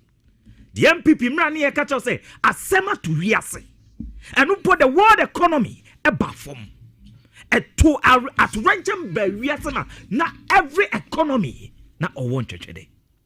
You can't crofo said that Russia ye man womo Ukraine ye man womo and today moment radio so TV so catch and say US Iran and Israel there's something wrong with you guys. Ghana phone into and we are Ghana ni trotro driver na utie mi a tia say the air koso fu ana ne bo koso no eye John Mahama ne NDC fo na ana mu de o mama de ne koso because your main US your main Iran baby according to President Mahama. Okay. And you see we are trotro driver na no pay sorry na ukoto diesel uto 50 liters John Mahama di levy atoso and sa tax na daso no every liter of fuel John Mahama je 1 Ghana cedi it na uto 50 liters John Mahama instantly on my own comma or you 50 Ghana cedis so uto 70 liters instant John Mahama do 70 Ghana cedis John Mahama onen abai omo ma onkoma and omo ayame won say mo yes ade we tia eye Ghana eye drivers and one a tofu no wo be ka che yen say eye Israel and US. Can you imagine the thinking of the NDC? Can you imagine the thinking of the NDC? Because and as we speak and now ko eye filling station now zukubu okoto diesel o turn around 17 almost 18 mebo it is per liter no uto 1 liter na John Mahama 1 Ghana cedi every liter of fuel it can pay trotro drivers, boat drivers, taxi drivers omamuchi trailer ni ade so wo ko gina ho na wo so wo to 100 liters of fuel John Mahama instant ojo 100 Ghana cedi from 16th almost one year no Iti oma travel 16 for mu say na fi presidential spokesman the okan no say there o say taxes bi eno meyi oma ka to meyi delay fi no ha omo ka so mo bete so anaso meyi fi you see mayen ka sasam na ntre Ghana you see you just forget it the Ghanaian people no hit no mo feel of form. And these boys, they will come and sit on radio and TV and tell you, say, hi, a friend say, Israel. Yeah, I was a Ken. They Kenny this NDC communicators. Because in 2024, 2023, Ukachayen say, your man Russia and Ukraine, baby. Then what Ukachayen say, the incompetence of John Mahama Nene Nkrofo. And of course, yes.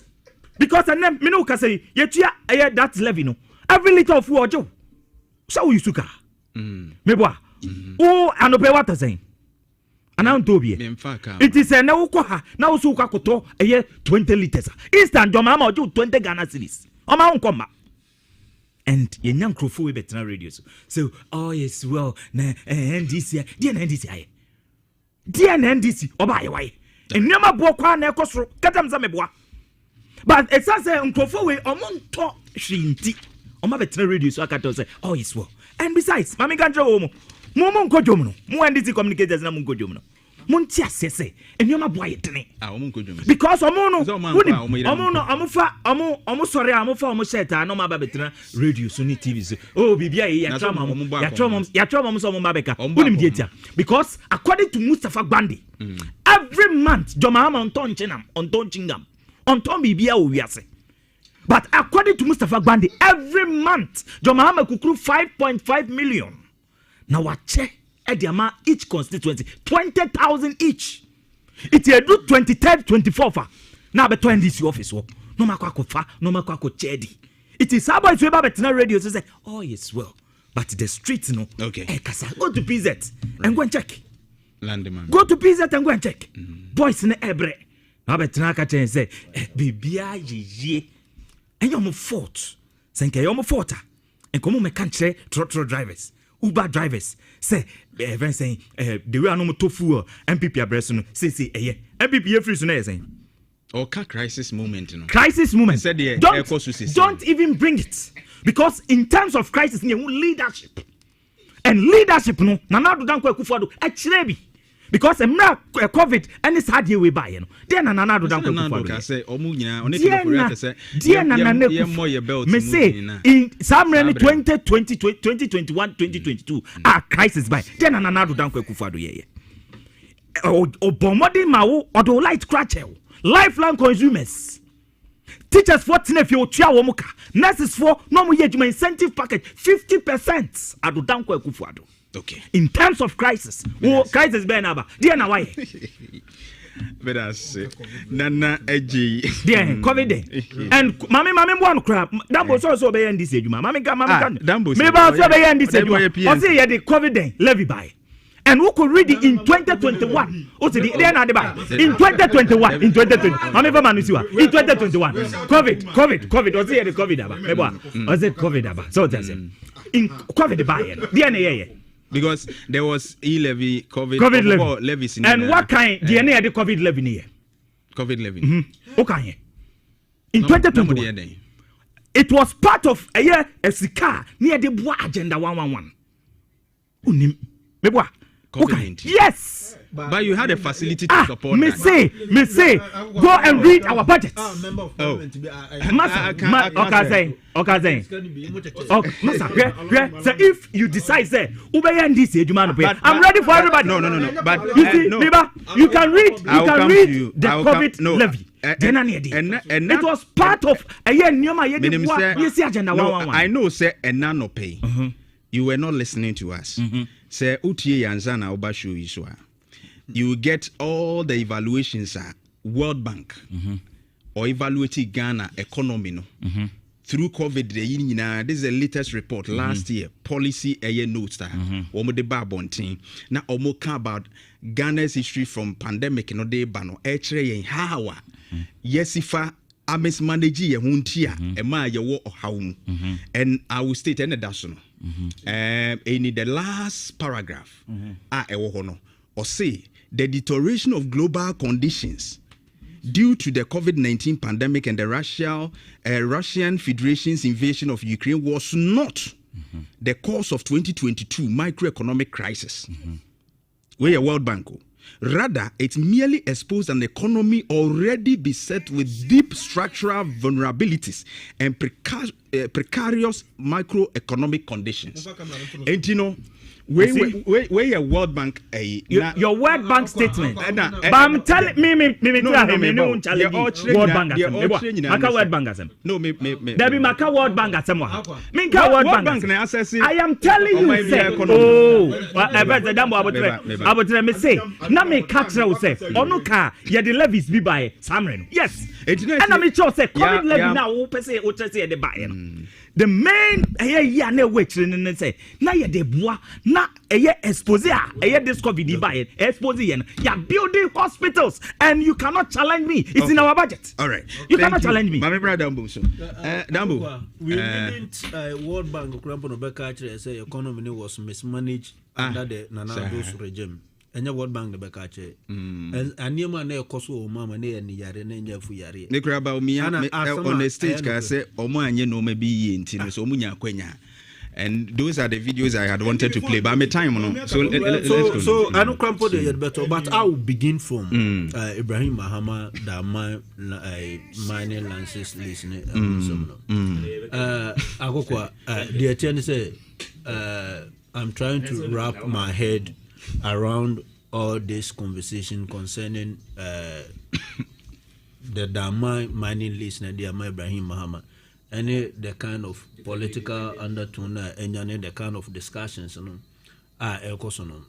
the attorney say Ibrahim Mahama an astute businessman our any business tin and to yataka cry a cassette omo resource and omo empower no amana dru baby odo no ye bodina ye bobinu mabaswa anka former president Kufuor and we said then ye bona baso so under president Kufuor Ibrahim Mahama no di ni dwuma oye astute businessman no waji ni dimpa and I think say then na Ibrahim Mahama e born homebody no wan na krampo anwene ho say emre bi beba ma ne bra krampo abeden abeye president but and ne bra president Ibrahim Mahama enya contract say dama yesi be local content intino an astute businessman we Ghana ni ye de mining lease na command e bin so montiase all because family and friends government. But I'm struggling to also draw the dichotomy between the family and friends government and any obia or the expertise within its area of the work. I think it's an unholy kind of political discussions. The attorney said, Ghana baby ayabeduru sesi no we should be thinking of building businessmen. Any businesses are best spanning generations. You should be thinking about say build about hundreds and thousands of engineers and planners. Or mujina brand contract but also contracting for foreigners. Your patriotic can in adu akomukrum near build the Chinese economy. The abua China ba adia ba ko abua China ne say China up to population so I think the last time I checked India betu masata say almost betu India population no suntino Oma tenase oma suma timamufo no omo ko across Africa and other jurisdictions no so omo kodu na business potential bi o ho na oman na amomu interest free loan no mako take advantage of such business potential na omo di develop omo economy and sa nkofuko omo benya sika ni nyina adwe omo sika na eden eduko omo kurum enu ntina abere bia na pressure ba yesika sem so no and if you are having an astute businessman what distinguishing even the my hono I go face for no kompo ye adwuma mo mu no omutwa nika na nemre mi go face for no connect local content na ye de bama Ibrahim Mahama. Why should you be having a difficulty about this? I'm extremely befuddled about the whole of this discussion. Ye de play politics around it no. And we shouldn't be playing politics around some of these things. Okay. Ibrahim Mahama eye adwuma ni e disikanwa no ofatima mufu a ebi obefatima muni bo MPP ni obefatima muni bo PNC ni timamuni bi a oye NDC any CPP ni nyina no ekabo mebabo ma economy ni etimi agro. And I think say even royalties are you twa man your percentage wo your mining na yinime saying. So what I say abrofo no ye no say no say this can economy develop home economy. If you are having somebody what distinguishing in this area of professional, we should all come together and support him. So what I say and takrabi on fuel prices and buffer no kwasem say ye nyina no ye na nyame ase say there's some level of escalation and as a ceasefire between Israel, America and Iran because you know say we say your friends say fuel prices there overriding effect over all other things economy dim and the fuel ekosuru bebre na affect kenke affect banchi obi baka na say your oil no any banchi any twaka but driver ni na okofa banchi e dey free cross bi dia ba no beto fuel no be kosoro enti all the charges ni nyina they be transfer to the ultimate consumer and at the end ntimamfo no e dey omu e be kire omu na dey ha adwen ne say me edrum maybe na prices ne koso say no relative stability about ana from increasing reduction and so eba now I was even thinking say ye ba benya Iran US war levy ba affect timamufu a ebe ma ye ho a kire because also men there also be oh but say unim say 20% of the world energy if it is having overriding effect all US motor even 1 liter of gas cost about $4 and 1 year definitely it is going to affect us and it can implement BB said the bear and be mitigate economic factors na definitely ebianko or bedrins and covering or this levy CB but the government has not implemented any levy of that sort within a short while Boaka say omude ense beba said the bear betimi aboama de yatete fuel so and some other taxes and levies on ye edefro no idea ebeboa oman idea ebeboa timamufo the ten say enema ye ka ho asem we no it has nothing to do with the MPP, it has nothing to do with the NDC oman mu no say ahokyere ba enim MPP ni ana ahokyere ba enim NDC ni na NPNC ni ba o pesa your propaganda obetimi aye issues no if you want to say nana je tina he ka say Russia Ukraine war and dey or how Ghana come under the regime and Nancy report krompo no I suppose say the all can enya no or try say or propaganda but the evidence no but we all know Omamua second operator unprecedentedly mismanage this economy and it is something Obian will bet me a year free it is something that the evidence I want to say you got to about 2024 the level of loss now MPP enya it was as a result of the economic mismanagement under their regime. And a fact. It is something that you cannot dispute. Okay. And let's but as Robert Zambo, no, I think we have just about 5 minutes. Mami me phone line is man crofo. Now almost so encounter myself 03220 Obenya Kwanyachia 03220 83581 and no one's more kasa mama boadromo starting from introduction to a 03220 na yen twetwen kombo kakra hello calls mama me calls no why na hello akokwa minia Idiano ko yanti bo etia ko ka tafita ponche all right akokwa na ni sha wati ami na me tia kuka adantima kuka be bi odi anya menka na oni cha mount na akokwa say media minister ne kata ma for na say say on you say I Hussein Ibrahim you say Ibrahim no ya me pepa me para say but ne kasa bi ye ya kan pray you say on and before say from to other say na wabo power na you say ukata tia ukase o tikata na enye ne pray ba ko tie wa me to asempa be kasa ni okay, medasi. All right, Insha 104.5. Next caller, hello. Akukwa. Minia. Abum tuta. Adom nimpa boy hoye. Amankwa mlukunyo. All right, amankwa communication officer. All right, inchi. Medasi. Yo ha se bona baso pa. Ojo so. Asemne de wiwi ni nyina. Na mencha regional chairman na kwestion suti pa. Na adwuma wana bo regional minister yenu kulum hai. Over there, the same people for Lankataji to say, best ever. A free say, Ashanti Rede, ministers, Abako, some ministers who should be paid. Oh, Kurumha. What should I do? A word to I say another support to Mano. The mobile baby be the Kantamusi Soloku. The same people passing at the Soloku party no. Party no good because we said to my father, Mamma, and this Abania. Now, would to check Kisha Bantino and say, that they say Abraham to some because and they are amamu bone amubu ya na gana ni bia bamabu aba se se mama ba ni da so ho ushe babunu bia ni je no denam na tete ya yire hu ya adwuma mama aban no ene amamu betumi support system no aba be betumi konkai amesa bo so twefo nyira. All right, omujo so kaisa little flower wash shampoo no ho wash no so ho a wo de horo kai maka no bright pa kama carpet stain remover no so ho ka bi ewo eye wo carpet ni mo be free ho no mo glass and stainless steel cleaner no so ebo ye wo de be pepa ni mo macerator toilet cleaner discaler toilet cleaner ni nyina multi shine polish no so for stainless steel and plastics. Little flower solutions ye cleaning services ni nyina nti ufi anase wadwuma mu a ye be ye de amount for 0532 764 930 0532 764 930 ofri nkran na oba udru ejo traffic light na onsa ni fa so pe ho ne wo mamemfa another caller.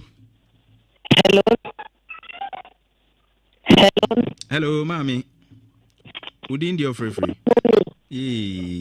wallahi ni munya papa. Oh, that's unfortunate.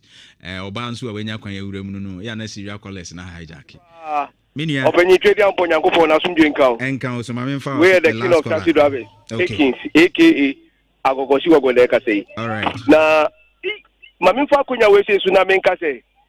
Mesre pa say in fact na leje wa born who modin ye papa you can say me no we shegu a in fact me ni agia mama no na ya na eye mi je say ye the regional minister no we di what ba be ye eyi be ye one eyi say 1 year 2 eyi pe ye dey compare obi a wo ye adwuma 8 years wo ye sa na wan kasa no mi hu be bi a wo be say wo te wa age di for me pa to into penti overhead obi e si no penti ase a na no je so wa ye adwuma na me pa to atonsu wo di atonsu hwe eyi ya wo mu si oyi interchange atonsu e bridge ya ye si ye eni penti no mu koko penti ye pa to dey pa na vaso so enti so be jana so be kasa regional minister enti na ye adwuma edi be compare ye minister o ye adwuma for 8 years na wan kasa wonim ni awo ye na ye kasa ni si vote enye we na hie o wo mu ka se wo mu Obama enye ni baba ko adwuma o be ye no o be call it 3 shifts enu na wen woman banking na wo mu se wo mu be bie wo mu bie woman banking dia mo mu no openyi mi so enu wen mapuru na wo mo ka se wo mo ba be wo mo adwuma mo ma ye no epanyi adwuma ne ewai endisifo eye kese enada ni atro. Okay. Thank you very much. Mami mfani nyina ensiwo abusua kai say Ghana month no. Ghana month fair baso 2026 edition no ye de bro kwanson koso kra Kumasi City Mall 17th to 19th of this month ya ye ne Ghana National Chamber of Commerce and Industries na kambo ma ye de bro. Shenen so say live band enuane hodo pi no abetwa gu na fe utumi ye Ghana no man tade bibia utumi ye bia fabra. Ye be yin TV so ubenya connections ahodo pi Ghana month fair 2026.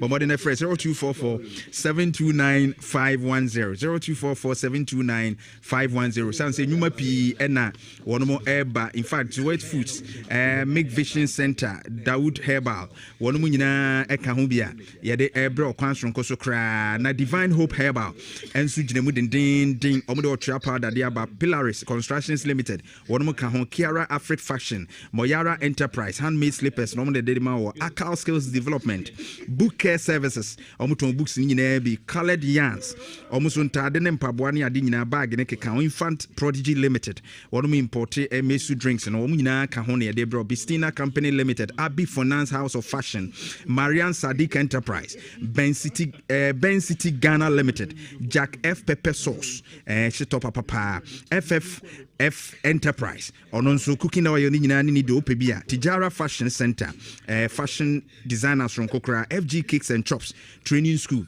Obeche ye pabo hu pastries ni nyina ye na Zaxa importation wonomoto hair bonnet no na air freshness ni nku ahodo ni nyina bi omo ka ho bi ene de Ghana man fair no e de bro from 17th to 19th of this month to Kumasi City Mall na fufu party no eye tim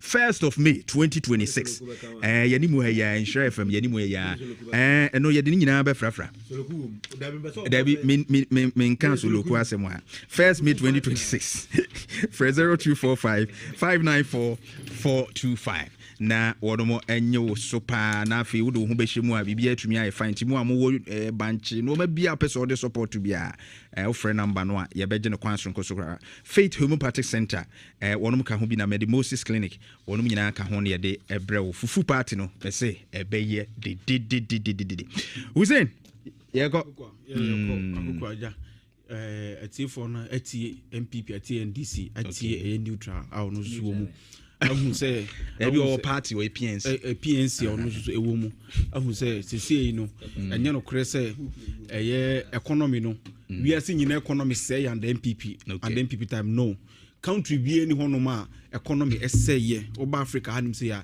echen Ghana again country bi eni hono ma o ma e-levy e ma COVID tax and COVID-19 ba ye no country bi eni ho sa it will be atie hu say NDC e ba ye nya de Iran and then American tax and answer Iran American levy bi ade aba but igusu ye neme betete so de amomo Ghana ni bi atie hu say NDC time ye default ye but mo time no mo default ye because of the economy nin say IMF for be catch mo default mo debt na mo timi tuya loan payment na mo timi tuya what you say Fitch Moody's S&P rating mo say mo economy na dika product by na no mo na mo so ka economy ni ye into say na jo ya fe de na eja o say Soloku party de sanity Soloku party de sa and Moody Assembly work. But we are a feature Moody. A year on report on the buy in 2025. Or say economy na page ni nyina no. The results of the previous government. You see.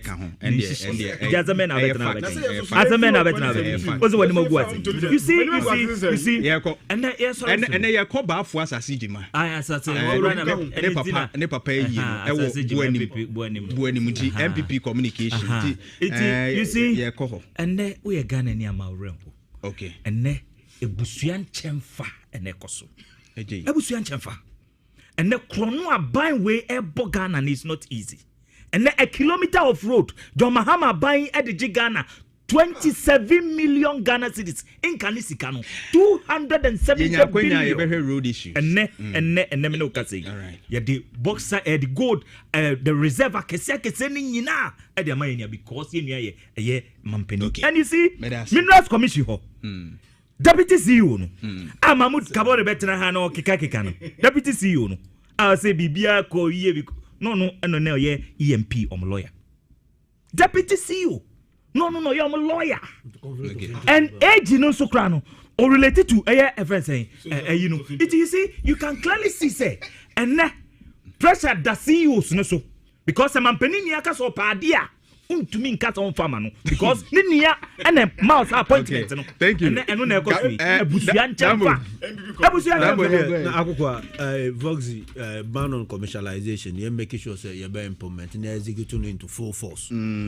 Na ya kwan no so no yenhwe ne enye ne yie ana woni ade ba ko so obi akọ no okodi meter on ene ne chena no otwika road science na nipa no bebre ne enya abreast to the road science no if there is any akwanya you make sure education so that say betima abo ama amfo ade hu sa na ma we yanti. Thank you very much, Robert Dambo. Robert Dambo PNC regional PNC regional secretary, right? I got it right.